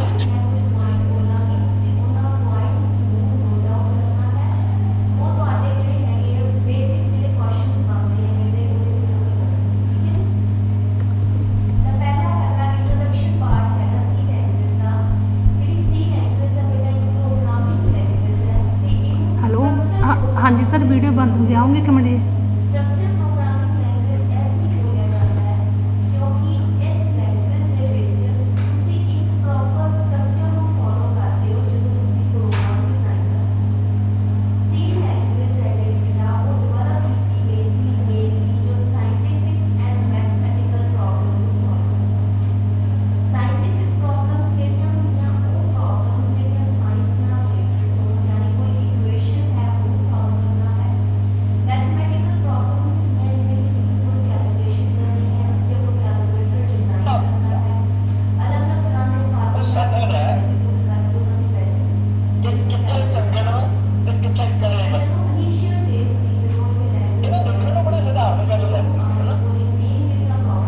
ਪਰ ਜਦੋਂ ਅਸੀਂ ਧਿਆਨ ਨਾਲ ਦੇਖਦੇ ਹਾਂ ਕਿ ਇਸ ਗੱਲ ਨੂੰ ਖੋਲ੍ਹਦੇ ਹਾਂ ਤਾਂ ਇਹ ਸਾਨੂੰ ਬੜੇ ਸੋਚ ਲਈ ਢੰਗ ਨਾਲ ਇੱਕ ਹੋਰ ਵੱਡੀ ਗੱਲ ਦਿਸਦੀ ਤੋਂ ਬਾਹਰ ਪਹਿਲੀ ਗੱਲ ਕਿ ਉਹਨਾਂ ਦਿਨਾਂ 'ਚ ਜਦੋਂ ਇਹ ਗੀਤ ਲਿਖਿਆ ਗਿਆ ਤਾਂ ਇੱਕ ਹੀਰੋਇਨ ਉਹ ਕੁੜੀ ਦਾ ਨਾਮ ਕੰਗਣਾ ਉਹਨੇ ਕੁਝ ਕਿਸਾਨਾਂ ਬਾਰੇ ਧਿਆਨ ਦਿੱਤਾ ਸੀ।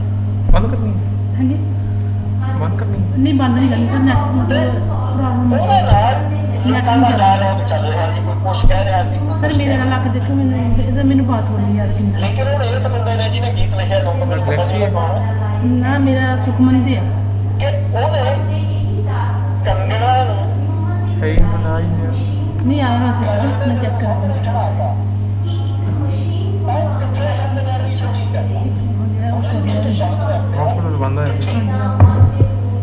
ਉਹ ਹੋਰ ਬਾਤ ਗੱਲਾਂ ਕਹਿਣ ਦੀ ਜਗ੍ਹਾ ਇਹ ਕਹਿੰਦਾ ਕਿ ਭਾਈ ਤੇਰਾ ਕਿਸਾਨਾਂ ਨਾਲ ਇਵੇਂ ਆ ਜਿਵੇਂ ਕਿਸੇ ਕੜੇ ਮੂਹਰੇ ਕੰਗਣਾ ਹੋਵੇ ਕੰਗਣਾ ਸਿਰਫ ਸੋਚ ਖਾਤਰ ਐਵੇਂ ਖੁਸ਼ੀ ਖਾਤਰ ਪਾਇਆ ਹੋਇਆ ਮੈਨੂੰ ਪਾਸਵਰਡ ਯਾਦ ਨਹੀਂ ਪਰ ਇਹ ਜਿਹੜੇ ਮੇਰੇ ਕਿਸਾਨ ਨੈਕਸਟ ਨੇ ਮੋਬਾਈਲ ਹੈ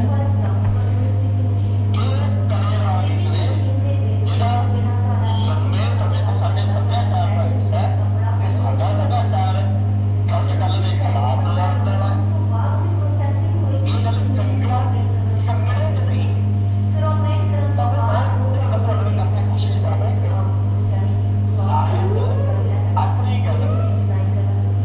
ਅਗਲੀ ਕਹਿੰਦਾ ਕਿਉਂ ਕੋਈ ਕੋਣ ਸਕਦਾ ਅਸੀਂ ਉਹ ਕੋਣ ਦਾ ਜਿਹੜਾ ਉਹ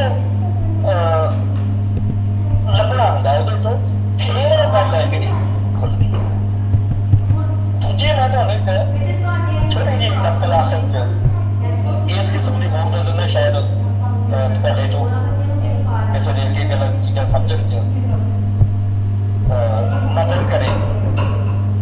ਤਾਂ ਮੈਂ ਅਕਸਰ ਕਹਿਣਾ ਹੁੰਦਾ ਕਿ ਇਹ ਤਾਂ ਮੈਂ ਕਹਿੰਦਾ ਪਤਾ ਹੈ ਪਤਾ ਸਿੱਖਿਆ ਹੋਇਆ ਪੜਿਆ ਹੋਇਆ ਵਿਦਵਾਨ ਇਹ ਗੱਲ ਕਹਿੰਦੇ ਨੇ ਕਿ ਜਿਹੜਾ ਅਸਲੀ ਇਤਿਹਾਸ ਹੈ ਉਹ ਸਾਹਿਤ ਪਿਆ, ਸਾਹਿਤ ਦੀਆਂ ਕਿਤਾਬਾਂ ਚ ਨਹੀਂ ਪਿਆ, ਇਤਿਹਾਸ ਦੀਆਂ ਕਿਤਾਬਾਂ ਚ ਨਹੀਂ ਪਿਆ। ਇਤਿਹਾਸ ਦੀਆਂ ਕਿਤਾਬਾਂ ਤਾਂ ਮੱਥ ਕੇ ਲਿਖੀਆਂ ਹੋਈਆਂ, ਪਰ ਸਾਹਿਤ ਹੈ ਜਿਹੜਾ ਇਹਦੇ ਵਿੱਚ ਇਤਿਹਾਸ ਤੁਹਾਨੂੰ ਪਿਆ ਦਿਸਣਾ ਚਾਹੀਦਾ ਤੇ ਬੜੀਆਂ ਬੜੀਆਂ ਗੱਲਾਂ ਪਈਆਂ।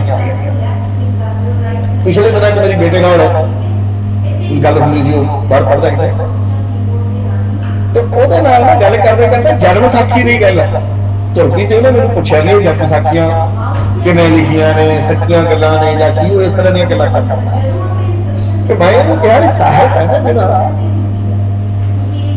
ਉਹਦੇ ਚ ਇਹ ਨੀਰੀ ਗੁਣ ਹੁੰਦਾ ਕਿ ਉਹ ਹੋਰ ਜੋ ਮਰਜ਼ੀ ਹੋਵੇ ਉਹ ਸੱਚਾ। ਹੁਣ ਮੈਨੂੰ ਕਹਿਣ ਲੱਗਿਆ ਵੀ ਇਹ ਜਿਹੜਾ ਮਤਲਬ ਸੀ ਕਿ ਉਹ ਕਿਤੇ ਸਾਖੀ ਉਹਦੇ ਪੜ੍ਹ ਕੇ ਹਟਿਆ ਹੋਣਾ ਤੇ ਵੀ ਗੁਰੂ ਨਾਨਕ ਦੇਵ ਪਏ ਨੇ ਧੁੱਪ ਆ ਗਈ ਤੇ ਉਹਦੇ ਤੇ ਸੱਪ ਨੇ ਛਾਂ ਕਰ ਇਹ ਸਾਖੀ ਹੈ। ਇਹਦੇ ਚ ਕਿਹੜਾ ਇਤਿਹਾਸ ਲੁਕਿਆ ਪਿਆ, ਇਹ ਸਾਨੂੰ ਕੀ ਦੱਸਦੀ ਹੈ ਗੱਲ। ਤਾਂ ਮੈਂ ਪਹਿਲਾਂ ਜਦੋਂ ਸੋਚੀ ਨਹੀਂ ਸੀ ਗੱਲ, ਲੇਕਿਨ ਉਹ ਗੱਲ ਕਰਦੇ ਕਰਦੇ ਮੈਨੂੰ ਲੱਗਿਆ ਵੀ ਹਾਂ ਗੱਲ ਡੀਕੋਡ ਕਰਨ ਵਾਲੀ ਗੱਲ। ਤਾਂ ਮੇਰੇ ਜਿਹੜੀ ਸਭ ਤੋਂ ਪਹਿਲੀ ਗੱਲ ਖਿਆਲ ਆਈ ਉਹ ਇਹ ਸੀ ਕਿ ਸਿਰ ਤੇ ਸੱਪ ਦਾ ਜਿਹੜਾ ਸਾਡਾ ਪਹਿਲਾ ਸੰਬੰਧ ਜੁੜਦਾ ਹੈ ਉਹ ਸ਼ਿਵ ਜੀ ਨਾਲ ਜੁੜਦਾ ਕਿ ਸ਼ਿਵ ਦੇ ਸਿਰ ਤੇ ਹਮੇਸ਼ਾ ਸੱਪ ਰਹਿੰਦਾ। ਦੋ ਚੀਜ਼ਾਂ ਤੁਸੀਂ ਸ਼ਿਵ ਜੀ ਨਾਲ ਜੁੜੀਆਂ ਹੋਈਆਂ ਹਮੇਸ਼ਾ ਦੇਖਦੇ ਹੋ ਕਿ ਉਹਨਾਂ ਦੇ ਸਿਰ ਤੇ ਸੱਪ ਹੈ ਤੇ ਪਿੱਛੇ ਅਸਮਾਨ 'ਚ ਚੰਦਰ, ਉਹ ਜਿਹੜਾ ਅਸੀਂ ਉਹਦੇ ਮੱਥੇ ਤੇ ਲਾਇਆ ਹੋਇਆ ਹੈ ਨਾ।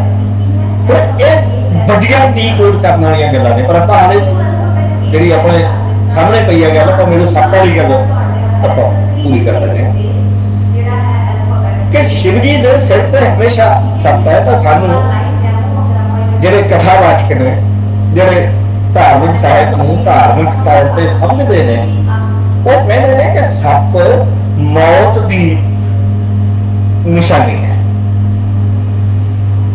ਤੇ ਸ਼ਿਵ ਜੀ ਦੇ ਸਿਰ ਤੇ ਸੱਪ ਹੋਣ ਨਾਲ ਸਾਨੂੰ ਇਹ ਮੂਰਤ ਬਣਾਉਣ ਵਾਲਾ, ਸ਼ਿਵ ਜੀ ਨੂੰ ਘਰ ਦੇ ਬਣਾਉਣ ਵਾਲਾ, ਉਹਨੂੰ ਪਾਤਰ ਬਣਾਉਣ ਵਾਲਾ, ਜਾਂ ਉਹਨੂੰ ਜੇ ਪਰਮਾਤਮਾ ਨੇ ਬਣਾਇਆ ਤਾਂ ਉਹ ਦੇਵੀ ਜਾਂ ਦੇਵਤਾ ਬਣਾਉਣ ਵਾਲਾ, ਜਿਹੜਾ ਵੀ ਤੁਸੀਂ ਛੋਟੀ ਗੱਲ ਤੋਂ ਲੈ ਕੇ ਵੱਡੀ ਤੱਕ ਲੈ ਜਾਓ, ਉਹ ਸਾਨੂੰ ਇਹ ਕਹਿਣਾ ਚਾਹੁੰਦਾ ਕਿ ਭਾਈ ਇਹ ਜ਼ਿੰਦਗੀ ਠੀਕ ਹੈ, ਤੂੰ ਤੁਰਦਾ ਫਿਰਦਾ, ਪਰ ਇਹਦੇ ਉੱਤੇ ਹਮੇਸ਼ਾ ਸੱਪ ਕਾਲ ਰੂਪ ਸੱਪ ਹੈ ਜਿਹੜਾ ਉਹ ਮੰਡਰਾਉਂਦਾ, ਹਰ ਵੇਲੇ ਇਹਦੇ ਤੇ ਮੌਤ ਮੰਡਰਾਉਂਦੀ ਹੈ।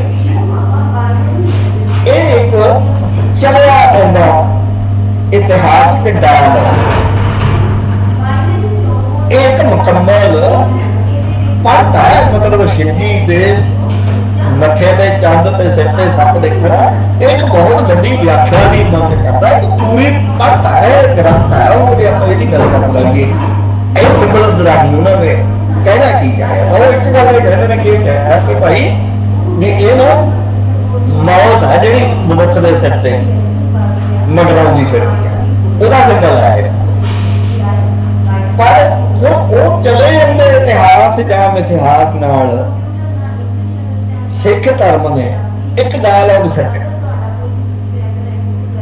ਤੇ ਹੁਣ ਗੁਰੂ ਨਾਨਕ ਦੀ ਤਾਂ ਪਰੰਪਰਾ ਹੀ ਇਹ ਹੈ ਕਿ ਉਹ ਕਿਸੇ ਚੀਜ਼ ਨੂੰ ਰੱਦ ਨਹੀਂ ਕਰਕੇ ਜਾਂਦੇ, ਮੀਨਿੰਗ ਦਿੰਦੇ। ਜਿਹਦੀ ਬਹੁਤ ਸਿੰਪਲ ਐਗਜ਼ਾਮਪਲ ਆਪਣੇ ਕੋਲ ਜਨੇਊ ਦੀ ਹੈ। ਉਹ ਇਹ ਨਹੀਂ ਕਹਿੰਦੇ ਵੀ ਮੈਂ ਜਨੇਊ ਨਹੀਂ ਪਾਉਣਾ, ਉਹ ਕਹਿੰਦੇ ਕਿ ਭਾਈ ਜਨੇਊ ਤਾਂ ਆ ਹੁੰਦਾ ਹੈ, ਜੱਟ ਗੰਢੀ ਸੱਤ ਵਾਟ, ਇਹ ਜਨੇਊ ਜੀ ਕਾ ਹਾਈ ਤਪਾ ਦੇਖਣਾ। ਉਹ ਕਹਿੰਦਾ ਜਿਹੜਾ ਜੀ ਤੇ ਪਾਉਣਾ ਹੈ ਉਹ ਆ ਜਨੇਊ ਹੈ, ਤੇਰੇ ਕੋਲ ਜੇ ਹੈਗਾ ਤਾਂ ਇਹ ਦੇ ਨਹੀਂ, ਆ ਸੂਤ ਨੇ ਤਾਂ ਜਲ ਜਾਣਾ, ਪਾਉਣੇ ਵਾਲੇ ਨੇ ਮਰ ਜਾਣਾ। ਉਹ ਮੂਆ ਉਹ ਜਲ ਗਿਆ, ਬੇਤਗਾ ਗਿਆ, ਬੰਦਾ ਤਾਂ ਬੇਤਗਾ ਹੀ ਗਿਆ, ਬਿਨਾਂ ਜਨੇਊ ਤੋਂ ਗਿਆ। ਉਹਨਾਂ ਨੇ ਜਨੇਊ ਨੂੰ ਨਹੀਂ ਕੁਛ ਕਿਹਾ, ਲੇਕਿਨ ਜਨੇਊ ਨੂੰ ਪਰਿਭਾਸ਼ਿਤ ਕੀਤਾ। ਤਾਂ ਗੁਰੂ ਨਾਨਕ ਦੀ ਪਰੰਪਰਾ ਤੋਂ ਸਾਨੂੰ ਇਹ ਗੱਲ ਬਹੁਤ ਮਿਲਦੀ ਹੈ ਕਿ ਇੱਕ ਸਹਿਜ ਡਾਇਲੌਗ ਬੰਦਿਆਂ ਨੂੰ ਰੱਦ ਕੀਤੇ ਬਿਨਾਂ। ਜੇ ਮੁਸਲਮਾਨ ਹੁੰਦਾ ਸਾਹਮਣੇ ਤਾਂ ਉਹ ਮੁਸਲਮਾਨ ਧਰਮ ਦੀ ਵਡਿਆਈ ਕਰਕੇ ਉਹ ਕਹਿੰਦੇ ਨੇ ਵੀ ਤੂੰ ਤਾਂ ਯਾਰ ਬੜਾ ਵੱਡਾ ਬੰਦਾ ਮੁਸਲਮਾਨ ਹੈ, ਤੇਰੇ ਤਾਂ ਆਏ ਬੰਦੇ। ਤਾਂ ਹੁਣ ਜਦੋਂ ਅਸੀਂ ਸੱਪ ਦੀ ਛਾਇਆ ਦੀ ਗੱਲ ਕਰਦੇ ਤਾਂ ਇਹ ਡਾਇਲੌਗ ਦੀ ਗੱਲ ਕਰਦੇ ਆ ਜਿਹੜਾ ਕਹਿੰਦੇ ਆ, ਤਾਂ ਮੈਂ ਕਹਿੰਦਾ ਕਿ ਬਹੁਤ ਗੱਲਾਂ ਤੇ ਜਾਣ ਦੀ ਜਗ੍ਹਾ ਆਪਾਂ ਇੰਨੀ ਕੀ ਦੇਖ ਲਈ ਕਿ ਸ਼ਿਵ ਜੀ ਦੇ ਸਿਰ ਤੇ ਜਿਹੜਾ ਸੱਪ ਹੈ ਉਹ ਮੌਤ ਦਾ ਪ੍ਰਤੀਕ ਹੈ। ਤੇ ਜੇ ਸੱਪ ਨੂੰ ਮੌਤ ਦੇ ਹੀ ਪ੍ਰਤੀਕ ਮੰਨ ਲਈਏ ਤਾਂ ਗੁਰੂ ਨਾਨਕ ਦੇ ਵੀ ਸਿਰ ਤੇ ਸੱਪ ਹੈ, ਪਰ ਉਹ ਛਾਂ ਕਰਦਾ ਹੈ। ਇਹਦਾ ਮਤਲਬ ਹੈ ਕਿ ਸਾਡਾ ਮੌਤ ਨਾਲ ਰਿਸ਼ਤਾ ਬਦਲ ਗਿਆ ਹੋਇਆ, ਜਿਹੜਾ ਉਹ ਪਰੰਪਰਾ ਚ ਸਾਨੂੰ ਸਿਖਾਇਆ ਗਿਆ ਕਿ ਮੌਤ ਕਾਲ ਹੁੰਦਾ ਹੈ, ਮਾੜੀ ਹੁੰਦੀ ਹੈ। ਤਾਂ ਆ ਹੁਣ ਸਾਡੇ ਉਹ ਪਰੰਪਰਾ ਚ ਕੀ ਪਿਆ ਕਿ ਉਹ ਹੈ ਤਾਂ ਕਾਲ ਦਾ ਹੀ ਰੂਪ ਸੱਪ ਹੈ, ਪਰ ਉਹ ਨਾ ਛਾਂ ਕਰਦਾ ਹੈ, ਬਚਾਉਂਦਾ ਵੀ ਹੈ, ਸੋਝੀ ਵੀ ਦਿੰਦਾ ਹੈ ਕਿਸੇ ਚੀਜ਼ ਦੀ। ਜੇ ਅਸੀਂ ਇਹ ਗੱਲ ਪੜਾਂਗੇ ਤਾਂ ਸਾਡੇ ਸਮਝ ਆਊਗੀ ਜਿਹੜੇ ਕਬੀਰ ਜੀ ਕਹਿੰਦੇ ਨੇ ਕਿ ਜਿਸ ਮਰਨੇ ਤੇ ਜਗ ਡਰਾ ਮੇਰੇ ਮਨ ਅਮਰ ਨਹੀਂ। ਬਈ ਸਾਨੂੰ ਉਸ ਆਨੰਦ ਦੀ ਮੌਤ ਤੋਂ ਮਤਲਬ ਤਾਂ ਡਾਇਲੌਗ ਮੁਕੰਮਲ ਹੋਊ ਤਾਂ ਸਾਡੇ ਸਮਝ ਆਊਗਾ। ਤਾਂ ਮੈਂ ਤੁਹਾਨੂੰ ਸਮਝਦਾ ਕਿ ਬਹੁਤ ਸਾਰੀਆਂ ਗੱਲਾਂ ਹੋਣੀਆਂ, ਬੜੀਆਂ ਗੱਲਾਂ ਕੀਤੀਆਂ ਜਾ ਸਕਦੀਆਂ ਨੇ ਇਸ ਸੰਬੰਧ ਚ, ਪਰ ਆਪਾਂ ਅੱਜ ਲਈ ਇੰਨੀਆਂ ਕੀ ਬਹੁਤ ਕਰਦੇ ਆ। ਤੁਸੀਂ ਇੰਨੇ ਜਣਿਆਂ ਨੇ ਲਗਾਤਾਰ ਸੁਣਿਆ, ਧਿਆਨ ਦਿੱਤਾ, ਹਾਲਾਂਕਿ ਮੈਨੂੰ ਬੜਾ ਉਪਰਾ ਲੱਗਦਾ ਹੈ ਕਿ ਵੀ ਤੁਸੀਂ ਸੰਬੋਧਨ ਕਰ ਰਹੇ ਹੋ, ਪਰ ਇਹਦੇ ਚ ਮੈਂ ਲੱਗਦਾ ਹੁੰਦਾ ਵੀ ਇਹਨੂੰ ਆਇਆ ਮੰਨ ਲੈਂਦੇ ਆ ਵੀ ਜਿਵੇਂ ਨਾ ਕੋਈ ਬੰਦਾ ਸਾਡੇ ਨਾਲ ਗੱਲਾਂ ਕਰਦਾ ਕਰਦਾ ਉੱਠ ਕੇ ਚਲਿਆ ਜਾਂਦਾ। ਮਤਲਬ ਕੁਰਸੀ ਤੇ ਬੈਠਾ ਸੀ ਤੇ ਉੱਠ ਕੇ ਚਲਿਆ ਗਿਆ, ਤੇ ਉਸ ਤੋਂ ਬਾਅਦ ਜਦੋਂ ਅਸੀਂ ਗੱਲਾਂ ਕਰਨੀਆਂ ਹੁੰਦੀਆਂ ਨੇ ਅਸੀਂ ਉਹਦਾ ਨਾਂ ਘੱਟ ਲੈਂਦੇ ਆ, ਕੁਰਸੀ ਕੰਨੀ ਨੂੰ ਹੱਥ ਜ਼ਿਆਦਾ ਕਰੀ ਜਾਂਦੇ ਹੁੰਦੇ ਆ ਵੀ ਇਹ ਨਾ ਵੀ ਇਹਨੇ ਨਾ ਇੱਕ ਵਾਰੀ ਇਹ ਭਾਈ ਉਹ ਅਸੀਂ ਵਾਰ-ਵਾਰ ਹੱਥੋਂ ਕੁਰਸੀ ਕੰਨੀ ਨੂੰ ਕਰਦੇ ਆ। ਇਹਦਾ ਮਤਲਬ ਹੈ ਕਿ ਅਸੀਂ ਉਹਨੂੰ ਗਿਆ ਹੋਇਆ ਮੰਨਿਆ ਨਹੀਂ ਹੈਗਾ, ਉਹ ਚਲਿਆ ਗਿਆ ਉੱਠ ਕੇ, ਲੇਕਿਨ ਅਸੀਂ ਅਜੇ ਉਹਨੂੰ ਸਥਾਪਿਤ ਰੱਖਿਆ ਹੋਇਆ। ਤਾਂ ਮੈਂ ਇਹ ਸਮਝਦਾ ਕਿ ਭਾਈ ਇਹ ਚਾਹੇ ਵਰਚੁਅਲ ਸੀ, ਪਰ ਮੈਂ ਨਾ ਤੁਹਾਨੂੰ ਆਪਣੇ ਸਾਹਮਣੇ ਕੁਛ ਨਾ ਕੁਛ ਸਥਾਪਿਤ ਕਰਕੇ ਰੱਖਣ ਦੀ ਕੋਸ਼ਿਸ਼ ਕੀਤੀ ਹੈ। ਜਿੰਨੀਆਂ ਗੱਲਾਂ ਮੈਨੂੰ ਬਹੁਤੀਆਂ ਨਹੀਂ ਆਉਂਦੀਆਂ ਤੇ ਇਹ ਤਾਂ ਕਿਸੇ ਸਿਆਣੇ ਦਾ ਕੰਮ ਹੈ ਕਿ ਤੁਹਾਡੇ ਨਾਲ ਆ ਕੇ ਗੱਲਾਂ ਕਰੇ। ਤੇ ਮੈਂ ਜੱਟਦਾ ਵੀ ਰਿਹਾ ਤੇ ਤਿਆਰੀ ਵੀ ਕਰ ਨਹੀਂ ਸਕਿਆ, ਕੋਈ ਹੋਰ ਮਸਲਿਆਂ ਤੋਂ ਉਲਝਿਆ ਹੋਇਆ ਸੀ ਮੈਂ। ਤੇ ਨਹੀਂ ਮੈਂ ਤਾਂ ਆਪਣੀ ਗੱਲ ਨਹੀਂ ਕਰਦਾ, ਵਿਦਵਾਨਾਂ ਦੀਆਂ ਕੱਢ ਲੈਂਦਾ ਹੁੰਦਾ ਕਿਸੇ ਤੋਂ ਪੁੱਛ ਕੇ, ਤੇ ਉਹ ਚਾਰ ਗੱਲਾਂ ਸੁਣਾ ਕੇ ਆਪਣਾ ਕਰ ਲੈਣਾ ਘਰ ਪੂਰਾ। ਪਰ ਤੁਸੀਂ ਇੰਨੀ ਗੱਲ ਸੁਣੀ, ਮੈਨੂੰ ਸਮਾਂ ਦਿੱਤਾ, ਇਹ ਵਡਿਆਈ ਦਿੱਤੀ, ਤੇ ਇਹਦੇ ਲਈ ਮੈਂ ਤੁਹਾਡਾ ਸਾਰਿਆਂ ਦਾ ਬਹੁਤ ਧੰਨਵਾਦੀ ਹਾਂ। ਵਿਸ਼ੇਸ਼ ਤੌਰ ਤੇ ਮੈਡਮ ਦਾ ਧੰਨਵਾਦੀ ਹਾਂ ਜਿਨ੍ਹਾਂ ਨੇ ਮੌਕਾ ਦਿੱਤਾ। ਕਦੇ ਨਿਕਲਾਂਗੇ ਆਪਾਂ ਇਸ ਅਰਸੇ ਚੋਂ, ਫਿਰ ਕਦੇ ਆਪਾਂ ਰੂਬਰੂ ਵੀ ਹੋਵਾਂਗੇ, ਇੱਕ ਦੂਜੇ ਨੂੰ ਦੇਖਾਂਗੇ। ਤੇ ਮੇਰੀ ਸ਼ੁਭ ਇੱਛਾ ਹੈ ਕਿ ਤੁਸੀਂ ਸਾਰੇ ਚੰਗੇ ਪੜ੍ਹੋ, ਆਪਣੀ ਜ਼ਿੰਦਗੀ ਨੂੰ ਕਿਤਾਬਾਂ ਨਾਲ ਜੋੜੋ। ਤੇ ਇਹ ਸੱਚਮੁੱਚ ਖੁਮਾਰੀ ਹੈ ਜਿਹਨੂੰ ਬਾਬਾ ਕਹਿੰਦਾ ਕਿ ਪੋਸਤ ਪੱਗ ਅਫੀਮ ਮਦ ਉੱਤਰ ਜਾਏ ਪ੍ਰਭਾਤ, ਨਾਮ ਖੁਮਾਰੀ ਨਾਨਕਾ ਚੜੀ ਰਹੇ ਦਿਨ ਰਾਤ। ਇਹ ਜੇ ਤੁਸੀਂ ਕਿਤਾਬਾਂ ਵਾਲੀ ਇੱਕ ਵਾਰ ਇਸ ਖੁਮਾਰੀ ਚ ਪੈ ਜਾਵੋ ਤਾਂ ਤੁਹਾਨੂੰ ਨਾ ਜ਼ਿੰਦਗੀ ਦੇ ਸਾਰੇ ਦੁੱਖ ਸੁੱਖ ਸਮ ਲੱਗਣ ਲੱਗ ਜਾਂਦੇ ਨੇ। ਹੋਰ ਬ੍ਰਹਮ ਗਿਆਨੀ ਕੀ ਹੁੰਦਾ? ਜੇ ਆਪਾਂ ਬ੍ਰਹਮ ਗਿਆਨੀ ਦੀ ਗੱਲ ਕਰੀਏ ਤਾਂ ਬ੍ਰਹਮ ਗਿਆਨੀ ਇਹੀ ਹੈ ਨਾ ਕਿ ਭਾਈ ਉਹ ਕਹਿੰਦਾ ਵੀ ਜੀਵਨ ਨੂੰ ਸਿੱਧਾ ਪੂ ਖੋਦਾ ਕੋਈ ਚੰਦਨ ਲੈ। ਕਿ ਬ੍ਰਹਮ ਗਿਆਨੀ ਦਾ ਇਹ ਗੁਣ ਹੈ, ਉਹ ਜ਼ਮੀਨ ਵਰਗਾ ਹੋ ਜਾਂਦਾ, ਚਾਹੇ ਕੋਈ ਚੰਦਨ ਲੱਪੜ ਦੇਵੇ, ਚਾਹੇ ਕੋਈ ਟੋਆ ਪੱਟ ਦੇਵੇ। ਤਾਂ ਕਿਤਾਬਾਂ ਸਾਨੂੰ ਉਸ ਤਰ੍ਹਾਂ ਦੇ ਗਿਆਨ ਵੱਲ ਲੈ ਕੇ ਜਾਂਦੀਆਂ ਨੇ ਜਿਹੜੀਆਂ ਇਸ ਸੰਸਾਰ ਦੀਆਂ ਪਰੇਸ਼ਾਨੀਆਂ 'ਚ, ਇਸ ਸੰਸਾਰ ਦੇ ਦੁੱਖਾਂ ਸੁੱਖਾਂ 'ਚ ਇੱਕੋ ਜਿਹਾ ਰਹਿਣਾ ਸਿਖਾਉਂਦੀਆਂ ਨੇ, ਕਿਉਂਕਿ ਅਸੀਂ ਆਪਣੇ ਆਲੇ ਦੁਆਲੇ ਕੋਈ ਇੱਕ ਹੋਰ ਸੰਸਾਰ ਸਿਰਜਿਆ ਹੋਇਆ ਜਿੱਥੇ ਬਹੁਤ ਸਾਰੇ ਬੰਦੇ ਸਾਡੇ ਨਾਲ ਉਹ ਰਹਿੰਦੇ ਨੇ ਜਿਹੜੇ ਸਾਹਮਣੇ ਨਹੀਂ ਹੈਗੇ, ਲੇਕਿਨ ਹਰ ਵੇਲੇ ਸਾਡੇ ਨਾਲ ਰਹਿੰਦੇ ਨੇ, ਸਾਨੂੰ ਸਿੱਖਿਆ ਦਿੰਦੇ ਨੇ, ਸਾਨੂੰ ਹੌਸਲਾ ਦਿੰਦੇ ਨੇ। ਬੜੀਆਂ ਮਾੜੀਆਂ ਹੋਈਆਂ ਗੱਲਾਂ, ਚੰਗੀਆਂ ਹੋਈਆਂ ਵੀ ਸਾਨੂੰ ਸੂਹ ਹੁੰਦੀ ਹੈ। ਤਾਂ ਮੈਂ ਸਮਝਦਾ ਕਿ ਕਿਤਾਬਾਂ ਸਾਡੀ ਜ਼ਿੰਦਗੀ 'ਚ ਘੱਟੋ ਘੱਟ ਜੇ ਹੋਰ ਕੁਛ ਵੀ ਨਾ ਕਰਨ ਤਾਂ ਇਸ ਜ਼ਿੰਦਗੀ ਨੂੰ ਸਹਿਣਯੋਗ ਤੇ ਜਿਉਣਯੋਗ ਬਣਾਉਣ 'ਚ ਬਹੁਤ ਵੱਡਾ ਯੋਗਦਾਨ ਪਾਉਂਦੀਆਂ ਨੇ। ਮੈਂ ਉਮੀਦ ਕਰਦਾ ਕਿ ਤੁਸੀਂ ਜੋ ਸੋਚਦੇ ਹੋ ਉਹਦੇ 'ਚ ਸਫਲ ਹੋਣਗੇ ਤੇ ਕਿਤਾਬਾਂ ਨਾਲ ਜੁੜੇਗੇ, ਹੋਰਾਂ ਨੂੰ ਜੋੜੇਗੇ, ਕਿਉਂਕਿ ਸੱਭਿਆਚਾਰ ਖਲਾ 'ਚੋਂ ਪੈਦਾ ਨਹੀਂ ਹੁੰਦਾ, ਇਹ ਕਿਸੇ ਦਾ ਕੀਤਾ ਪੈਦਾ ਹੋਣਾ। ਆਪਾਂ ਨੂੰ ਸਾਰਿਆਂ ਨੂੰ ਰਲ ਕੇ ਇਹਦੇ ਵਾਹਕ ਬਣਨਾ ਚਾਹੀਦਾ ਹੈ। ਇਸ ਸੱਭਿਆਚਾਰ ਦੇ ਚੰਗੀਆਂ ਚੀਜ਼ਾਂ ਆਉਣਗੀਆਂ ਤੇ ਮਾੜੀਆਂ ਚੀਜ਼ਾਂ ਆਪਣੇ ਆਪ ਹੁੰਜੀਆਂ ਚਲੀਆਂ ਜਾਣਗੀਆਂ। ਕਿਸੇ ਸਪੇਸ 'ਚ ਪਈਆਂ ਹੁੰਦੀਆਂ ਨੇ ਚੀਜ਼ਾਂ, ਮਾੜੀ ਚੀਜ਼ ਕਿਸੇ ਸਪੇਸ 'ਚ ਪਈ ਹੈ, ਉਹ ਹਟਾ ਦੇਵਾਂਗੇ, ਸਪੇਸ ਖਾਲੀ ਹੋ ਜੂਗੀ ਤੇ ਚੰਗੀ ਚੀਜ਼ ਆ ਜੂਗੀ, ਚੰਗੀ ਚੀਜ਼ ਆ ਜੂਗੀ ਤੇ ਮਾੜੀ ਚੀਜ਼ ਦੀ ਸਪੇਸ ਰੋਕੂਗੀ। ਉਹ ਐਵੇਂ ਹੀ ਜੀਵਨ ਨੇ ਅੱਗੇ ਵਧਣਾ, ਐਵੇਂ ਹੀ ਜੀਵਨ ਨੇ ਚੰਗਾ ਬਣਨਾ ਤੇ ਇਹਨੂੰ ਚੰਗਾ ਬਣਾਉਣ 'ਚ ਪੁਸਤਕਾਂ ਸਭ ਤੋਂ ਵੱਧ ਸਹਾਈ ਹੁੰਦੀਆਂ ਨੇ। ਇਸੇ ਲਈ ਇਹਨਾਂ ਨੂੰ ਬੈਸਟ ਫਰੈਂਡ ਕਿਹਾ ਜਾਂਦਾ ਹੈ, ਇਸੇ ਲਈ ਬਾਣੀ ਨੂੰ ਗੁਰੂ ਕਿਹਾ ਜਾਂਦਾ ਹੈ। ਬਾਣੀ ਗੁਰੂ ਹੈ ਬਾਣੀ, ਵਿੱਚ ਬਾਣੀ ਅੰਮ੍ਰਿਤ ਸਾਹਿਬ, ਮਤਲਬ ਅੰਮ੍ਰਿਤ ਸਾਨੂੰ ਅਮਰ ਕਰ ਦਿੰਦੀ ਹੈ। ਇਹ ਅੰਮ੍ਰਿਤ ਦਾ ਮਤਲਬ ਹੈ ਅਮਰ ਕਰ ਦਿੰਦੀ ਹੈ। ਜੇ ਕਿਤਾਬਾਂ ਦੇ ਲੜ ਲੱਗਾਂਗੇ ਤਾਂ ਸਾਡੇ ਕੋਲ ਵੀ ਕੁਛ ਨਾ ਕੁਛ ਉਹ ਫਲ ਆਊਗਾ, ਉਹ ਅੰਮ੍ਰਿਤ ਆਊਗਾ ਜਿਹੜਾ ਸਾਡੇ ਜੀਵਨ ਨੂੰ ਸੌਖਾ ਵੀ ਬਣਾਊਗਾ ਤੇ ਅਮਰ ਵੀ। ਇੱਕ ਵਾਰੀ ਫੇਰ ਤੁਹਾਡਾ ਸਾਰਿਆਂ ਦਾ ਧੰਨਵਾਦ। ਹਾਂਜੀ ਸਟੂਡੈਂਟਸ, ਹੁਣ ਆਪਣੇ ਨਾਲ ਕਹਾਣੀਕਾਰ ਮਨਿੰਦਰ ਗਰੇਵਾਲ ਪੁਸਤਕ ਸੱਭਿਆਚਾਰ ਤੇ ਆਪਣੇ ਵਿਚਾਰ ਰੱਖ ਰਹੇ ਸੀ, ਜਿਹੜੇ ਕਿ ਬੜੇ ਸਹਿਜ ਰੂਪ ਵਿੱਚ ਔਰ ਬੜੇ ਹੀ ਇੱਕ ਲੜੀ ਦੇ ਰੂਪ ਵਿੱਚ ਇੱਕ ਸਟੈਪ ਤੋਂ ਬਾਅਦ ਦੂਜਾ ਤੀਜਾ ਸਾਨੂੰ ਸਮਝਾਇਆ। ਔਰ ਬੱਚੇ ਜਿਹੜਾ ਤੁਹਾਨੂੰ ਹਰ ਵੇਲੇ ਕਹਿੰਦੇ ਆ ਕਿਤਾਬਾਂ ਟੈਕਸਟ ਤੋਂ ਬਾਹਰ ਜਾਓ, ਲਾਇਬ੍ਰੇਰੀ ਵਿੱਚ ਜਾਓ, ਕਿਤਾਬਾਂ ਇਸ਼ੂ ਕਰਾਓ। ਸ਼ਾਇਦ ਜੇ ਤੁਸੀਂ ਪਹਿਲਾਂ 5% ਸਾਡਾ ਕਹਿਣਾ ਮੰਨਦੇ ਤਾਂ ਅੱਜ ਦੇ ਲੈਕਚਰ ਤੋਂ ਬਾਅਦ, ਅੱਜ ਦੇ ਵਿਸ਼ੇਸ਼ ਦਿਨ ਤੋਂ ਬਾਅਦ ਤੁਸੀਂ 50% ਆ ਜਾਓਗੇ। ਸਾਡਾ ਇਹ ਭਾਗ ਦਾ ਬਣਨਾ ਹੈ, ਕਿਉਂਕਿ ਤੁਹਾਨੂੰ ਪਤਾ ਲੱਗਿਆ ਕਿ ਕਿਤਾਬਾਂ ਸਿਰਫ ਸਿਲੇਬਸ ਕਵਰ ਕਰਨਾ ਜਾਂ ਨੰਬਰ ਲੈਣ ਤੱਕ ਜਾਂ ਨੌਕਰੀਆਂ ਲੈਣ ਤੱਕ ਸੀਮਿਤ ਨਹੀਂ ਹੋਣਾ, ਸਗੋਂ ਸਾਡਾ ਜੀਵਨ ਬਣਾਉਣ ਦੇ ਵਿੱਚ।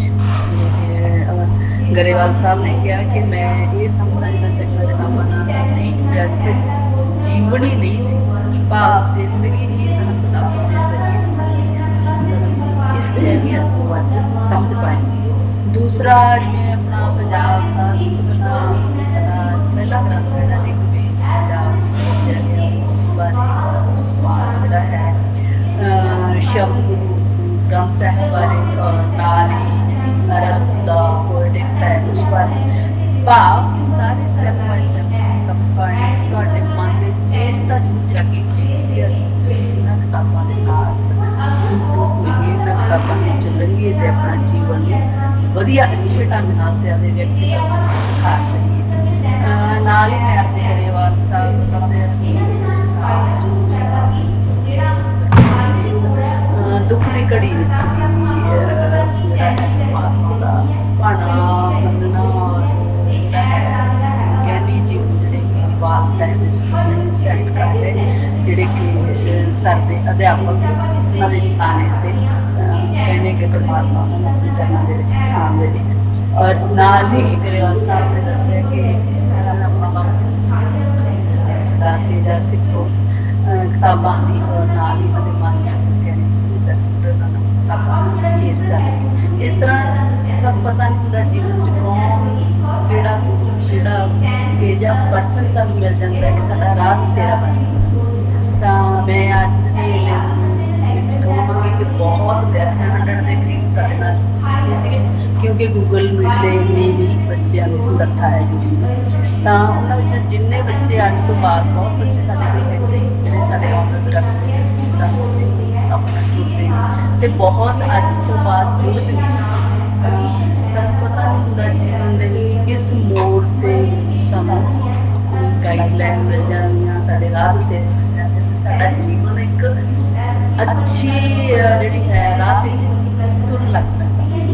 ਅੱਜ ਸਾਡਾ ਦਿਨ ਇਸ ਤਰ੍ਹਾਂ ਹੀ ਜਿਹੜਾ ਹੈ ਸਰਦਾਰ ਭਗਤ ਸਿੰਘ ਗਰੇਵਾਲ ਜਿਹੜਾ ਹੈ ਨਵਾਂ ਜਿਹੜਾ ਚਾਨਣ ਹੈ, ਨਵੀਂ ਜਿਹੜੀ ਹੈ ਜਾਗਰੂਕਤਾ ਹੈ ਸਾਡੇ ਬੱਚਿਆਂ ਨੂੰ ਚਾਹੀਦੀ। ਇਹਨਾਂ ਸ਼ਬਦਾਂ ਦੇ ਨਾਲ ਹੀ ਮੈਂ ਪ੍ਰਿੰਸੀਪਲ ਡਾਕਟਰ ਸਤਿੰਦਰ ਕੌਰ ਮਾਨ ਜਿਹੜੇ ਕਿ ਵਿਸ਼ੇਸ਼ ਤੌਰ ਤੇ ਸਾਡਾ ਧੰਨਵਾਦ ਕਰਨਗੇ, ਉਹਨਾਂ ਨੂੰ ਬੇਨਤੀ ਕਰਾਂਗੀ। ਡਾਕਟਰ ਸਤਿੰਦਰ ਕੌਰ ਮਾਨ। मैडम आवाज आ रही है मेरी? हेलो,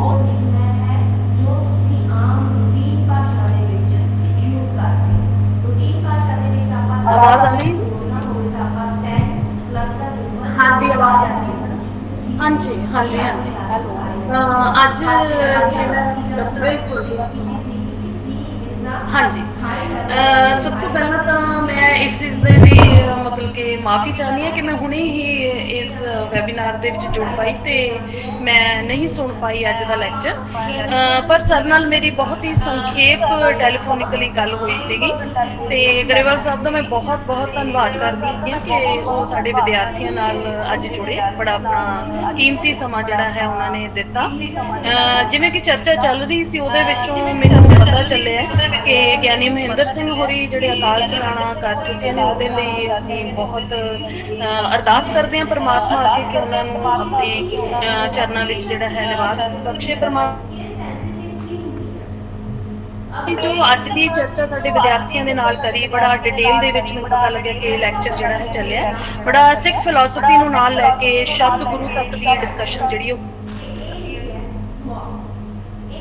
ਸਾਡੀ ਸਭ ਤੋਂ ਵੱਡੀ, ਸਭ ਤੋਂ ਮਹਾਨ ਜਿਹੜੀ ਸੱਭਿਆਚਾਰਕ ਪ੍ਰਾਪਤੀ ਹੈ, ਇਹ ਬੜੀ ਵੱਡੀ ਆਪਾਂ ਕਹਿ ਲਓ ਕਿ ਸੱਭਿਆਚਾਰਕ ਸਿਰਜਣਾ ਜੋ ਮਨੁੱਖ ਨੇ ਘੜੀ ਹੈ, ਬੜੀ ਵੱਡੀ ਘਾੜਤ ਹੈ।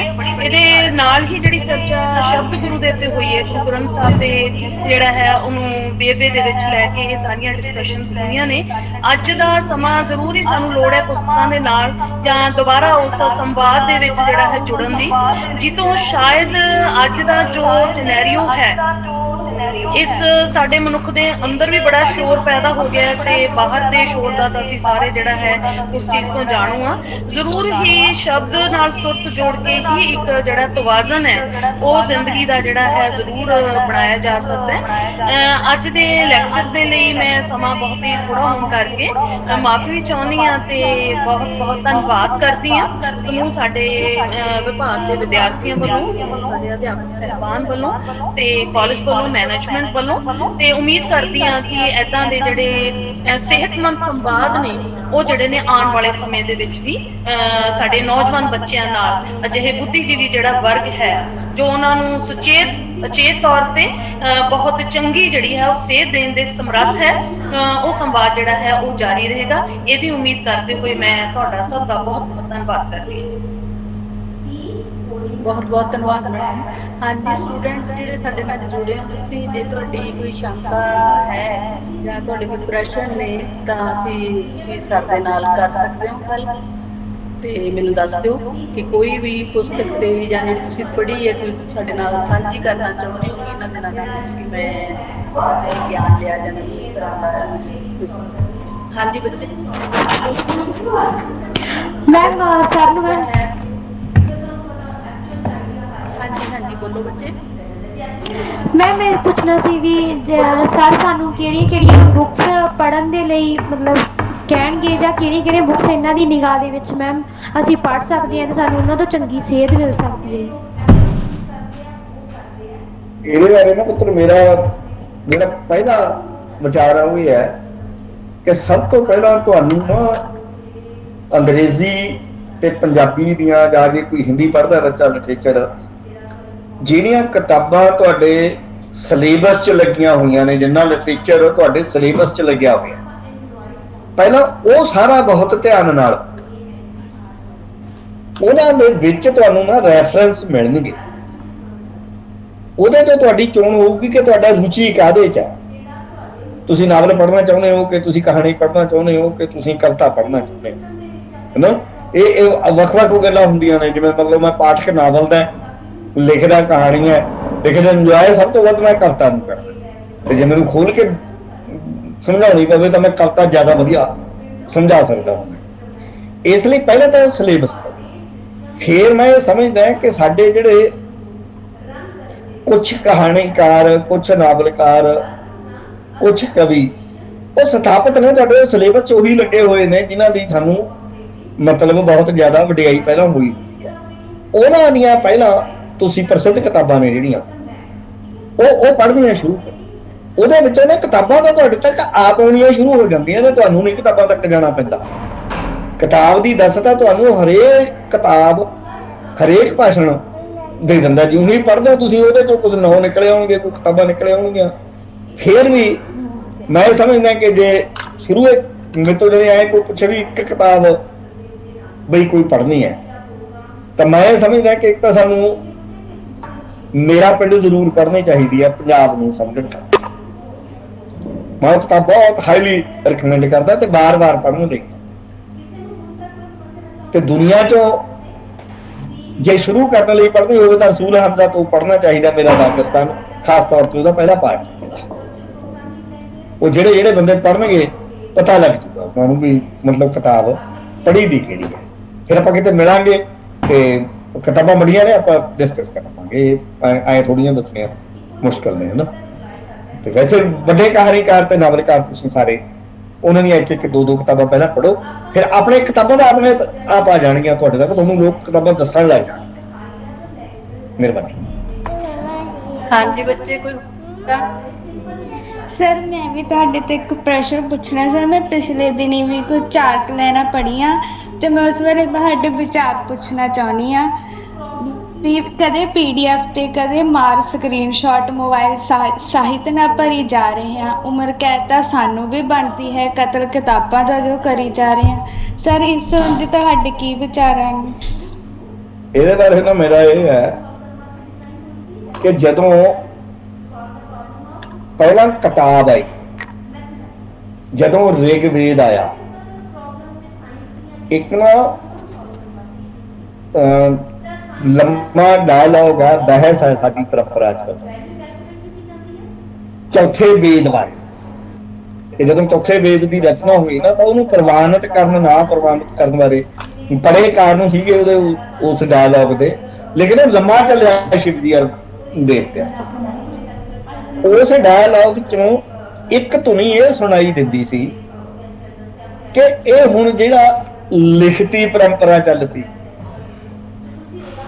ਲਿਖਣ ਦੀ ਆ ਗਈ ਗੱਲ, ਇਹਨੇ ਨਾ ਸਾਡੀ ਸੂਝ ਖਤਮ ਕਰ ਦੇਣੀ ਹੈ, ਸਾਡੀ ਸੋਝੀ, ਸਾਡੀ ਅਕਲ ਨੂੰ ਘਟਾ ਦੇਣੀ। ਤੇ ਫਿਰ ਉਹ ਕਿਤਾਬਾਂ ਕਿਉਂਕਿ ਹੱਥ ਨਾਲ ਲਿਖੀਆਂ ਜਾਂਦੀਆਂ ਸੀ, ਥੋੜੀਆਂ ਸੀ, ਥੋੜੇ ਬੰਦਿਆਂ ਕੋਲ ਜਾਂਦੀਆਂ ਸੀ, ਮੌਖਿਕ ਪਰੰਪਰਾ ਬਣਦੀ ਰਹੀ। ਲੇਕਿਨ ਜਿਉਂ ਹੀ 15ਵੀਂ ਸਦੀ 'ਚ ਛਾਪਾਖਾਨਾ ਆਇਆ ਤਾਂ ਛਾਪਾਖਾਨਾ ਦੇ ਖਿਲਾਫ ਤਾਂ ਇੱਕ ਲਹਿਰ ਚੱਲੀ ਕਿ ਇਹਨੇ ਸਾਡੀ ਹੁਣ ਤੱਕ ਦੀ ਸਮਝ ਨੂੰ ਔਰ ਪਰੰਪਰਾ ਨੂੰ ਬਰਬਾਦ ਕਰ ਦੇਣਾ। ਪਰ ਅਸੀਂ ਜਾਣਦੇ ਹਾਂ ਕਿ ਦੋ ਗੱਲਾਂ ਨਹੀਂ ਹੋਈਆਂ। ਹੁਣ ਵੀ ਇੱਕ ਕਿਤਾਬ ਨੇ ਨਾ ਮੌਖਿਕ ਪਰੰਪਰਾ ਉਵੇਂ ਖਤਮ ਕੀਤੀ ਤੇ ਇਹਦੇ ਆਉਣ ਨਾਲ ਕਿੰਨੀਆਂ ਚੀਜ਼ਾਂ ਨਵੀਆਂ ਖੁੱਲੀਆਂ। ਇਸ ਤਰ੍ਹਾਂ ਮੈਂ ਇਹਨੂੰ ਕਿਤਾਬਾਂ ਦਾ ਕਤਲ ਨਹੀਂ ਮੰਨਦਾ। ਇਹਦੇ 'ਚ ਵੀ ਬਹੁਤ ਸਾਰੀਆਂ ਚੰਗੀਆਂ ਗੱਲਾਂ ਨੇ।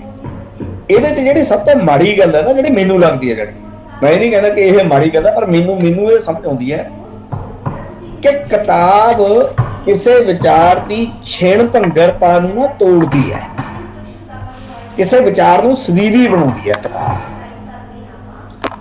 ਪਰ ਇਹ ਜਿਹੜਾ ਹੁਣ ਸੋ ਕਾਲਡ ਸੋਸ਼ਲ ਮੀਡੀਆ ਚੱਲਦਾ ਨਾ, ਇਹਨੇ ਵਿਚਾਰ ਨੂੰ ਛਿਣ ਭੰਗਰ ਬਣਾਤਾ। ਤੁਸੀਂ ਪੜ੍ਹ ਕੇ ਹਟਦੇ ਹੋ, ਜਦ ਨੂੰ ਕੋਈ ਦੂਜਾ ਵਿਚਾਰ ਆ ਜਾਂਦਾ ਜਿਹੜਾ ਉਹਨੂੰ ਸਥਾਪਿਤ ਹੋਣ ਖਾਤਰ ਜਾਂ ਉਹਦੇ ਤੇ ਅਮਲ ਹੋਣ ਖਾਤਰ ਜਾਂ ਉਹਨੂੰ ਬਚਣ ਖਾਤਰ ਜਿਹਨੂੰ ਗੁਰਬਾਣੀ ਕਹਿੰਦੀ ਹੈ ਕਿ ਬਿਨ ਬੁੱਝਾ ਸਭ ਹੋਏ ਖੁਆਰ, ਉਹਨੂੰ ਬੁੱਝਣ ਦਾ ਸਮਾਂ ਸਾਡੇ ਕੋਲ ਇਹ ਜਿਹੜੇ ਪਲੇਟਫਾਰਮ ਨੇ ਨਾ, ਇਹ ਰਹਿਣ ਨਹੀਂ ਦਿੰਦੇ। ਪਰ ਇਹਦਾ ਮਤਲਬ ਇਹ ਨਹੀਂ ਹੈ ਕਿ ਅਸੀਂ ਇਹਨਾਂ ਦਾ ਵਿਰੋਧ ਕਰੀਏ। ਦੁਨੀਆ 'ਚ ਜਿੰਨੀਆਂ ਕਿਤਾਬਾਂ ਛਪਦੀਆਂ ਨੇ ਉਹ ਕਿਹੜਾ ਸਾਰੀਆਂ ਅਸੀਂ ਪੜ੍ਹਦੀਆਂ ਨੇ, ਕਿਤਾਬਾਂ ਵੀ ਚੰਗੀਆਂ ਮਾੜੀਆਂ ਹੁੰਦੀਆਂ ਨੇ ਤੇ ਉਹਨਾਂ ਤੋਂ ਚੋਣ ਕਰਦੇ ਆ ਅਸੀਂ। ਬਿਲਕੁਲ ਐਵੇਂ ਹੀ ਇਹਦੇ ਤੋਂ ਵੀ ਚੋਣ ਕੀਤੀ ਜਾ ਸਕਦੀ ਹੈ। ਪਰ ਮੈਂ ਇਸ ਗੱਲ 'ਚ ਯਕੀਨ ਰੱਖਦਾ ਕਿ ਕਿਤਾਬ ਦਾ ਕਤਲ ਨਹੀਂ ਇਹਦੇ ਨਾਲ ਕੀਤਾ ਜਾ ਸਕਦਾ। ਕਿਤਾਬ ਦਾ ਕਤਲ ਪੋਸੀਬਲ ਨਹੀਂ ਹੈ। ਉਹ ਤਾਂ ਮਨੁੱਖਤਾ ਦੀ ਆਖਰੀ ਘੜੀ ਹੋਊਗੀ ਜਿਸ ਦਿਨ ਉਹ ਕਿਤਾਬ ਦਾ ਗਲ ਰੇਤੂ। ਤੇ ਮੈਨੂੰ ਲੱਗਦਾ ਕਿ ਮਨੁੱਖਤਾ ਦੀ ਆਖਰੀ ਘੜੀ ਨੇ ਆਉਣਾ ਨਹੀਂ। ਇਹ ਮਨੁੱਖ ਨੇ ਤਾਂ ਅੱਗੇ ਵੱਧਦੇ ਜਾਣਾ ਤੇ ਉਹਦੇ ਨਾਲ ਕਿਤਾਬ ਨੇ ਵੀ ਵੱਧਦੇ ਜਾਣਾ, ਬਲਕਿ ਜ਼ਿਆਦਾ ਸੁਧਰੇ ਹੋਏ ਤੇ ਚੰਗੇ ਰੂਪ 'ਚ। ਜੇ ਛਪਾਈ ਦੇ ਤੁਸੀਂ ਦੇਖ ਲਓ, ਮੇਰੇ ਮੁਕਾਬਲੇ ਹੁਣ ਬਹੁਤ ਫਰਕ ਹੈ ਕਿਤਾਬਾਂ ਦੀ ਛਪਾਈ ਦਾ। ਤੁਹਾਡਾ ਪੜ੍ਹਨ ਨੂੰ ਜੀ ਕਰਦਾ, ਨਵੀਂ ਡਿਜ਼ਾਈਨਿੰਗ ਆ ਗਈ। ਇਹ ਸਾਰੀਆਂ ਚੀਜ਼ਾਂ ਸਾਨੂੰ ਟੈਕਨੋਲੋਜੀ ਨੇ ਦਿੱਤੀਆਂ। ਮਸਲਾ ਇਹ ਹੈ ਕਿ ਅਸੀਂ ਟੈਕਨੋਲੋਜੀ ਨੂੰ ਵਰਤਣਾ। ਇਸ ਲਈ ਉਹ ਮੈਂ ਕੋਈ ਬਹੁਤਾ ਸਹਿਮਤ ਨਹੀਂ ਹੈ ਕਿ ਕਿਤਾਬ ਦਾ ਕਤਲ ਕਰਤਾ। ਕਿਤਾਬ ਦਾ ਕਤਲ ਹੋਣਾ ਨਹੀਂ ਤੇ ਇਹ ਐਡੀ ਛੋਟੀ ਜਿਹੀ ਚੀਜ਼ ਹੈ ਨਹੀਂ। ਕਿਤਾਬ ਇਹਨੇ ਰਹਿਣਾ ਹੈ ਸਾਡੇ ਨਾਲ। ਖਾਸ ਤੌਰ ਤੇ ਜੇ ਮੈਂ ਤੁਹਾਨੂੰ ਦੱਸਾਂ ਕਿ ਤੁਸੀਂ ਵੀ ਸੁਣੀ ਹੋਣੀ ਹੈ ਗੱਲ, ਮੈਂ ਚਲੋ ਅੱਖੀਂ ਦੇਖਿਆ, ਮਤਲਬ ਇੱਕ ਗੇੜਾ ਲੱਗਿਆ ਇੱਧਰ ਕਿਤੇ ਬਾਹਰ ਵਿਦੇਸ਼ 'ਚ, ਕਿ ਜਿੱਥੇ ਇਹ ਸਭ ਤੋਂ ਪਹਿਲਾਂ ਆਇਆ ਹੋਇਆ ਮੀਡੀਆ, ਉੱਥੇ ਸਭ ਤੋਂ ਵੱਧ ਕਿਤਾਬਾਂ ਪੜ੍ਹੀਆਂ ਜਾ ਰਹੀਆਂ ਨੇ। ਹਰ ਦੂਆ ਬੰਦਾ, ਹਰ ਤੀਆ ਬੰਦਾ ਤੁਹਾਨੂੰ ਉੱਥੇ ਨਾ ਕਿਤਾਬ ਨਾਲ ਮਿਲੂਗਾ ਜਿੱਥੇ ਬੈਠੇ ਹੋ। ਇਹਦਾ ਮਤਲਬ ਹੈ ਕਿਤਾਬ ਦਾ ਕਤਲ ਹੋਣਾ ਨਹੀਂ ਹੈ।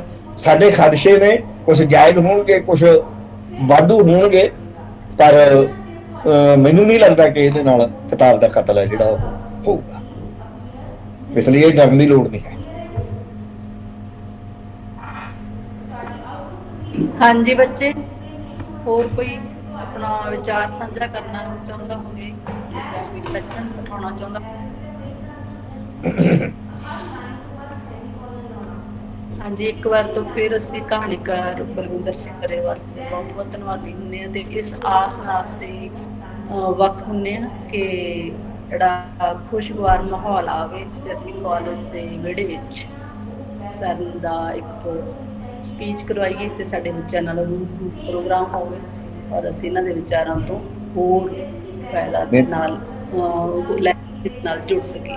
ਇੱਕ ਵਾਰ ਫਿਰ ਤੋਂ ਸਾਰਿਆਂ ਦੀ ਵਿਭਾਗ ਅਤੇ ਬਹੁਤ ਬਹੁਤ ਧੰਨਵਾਦ। Thank you sir.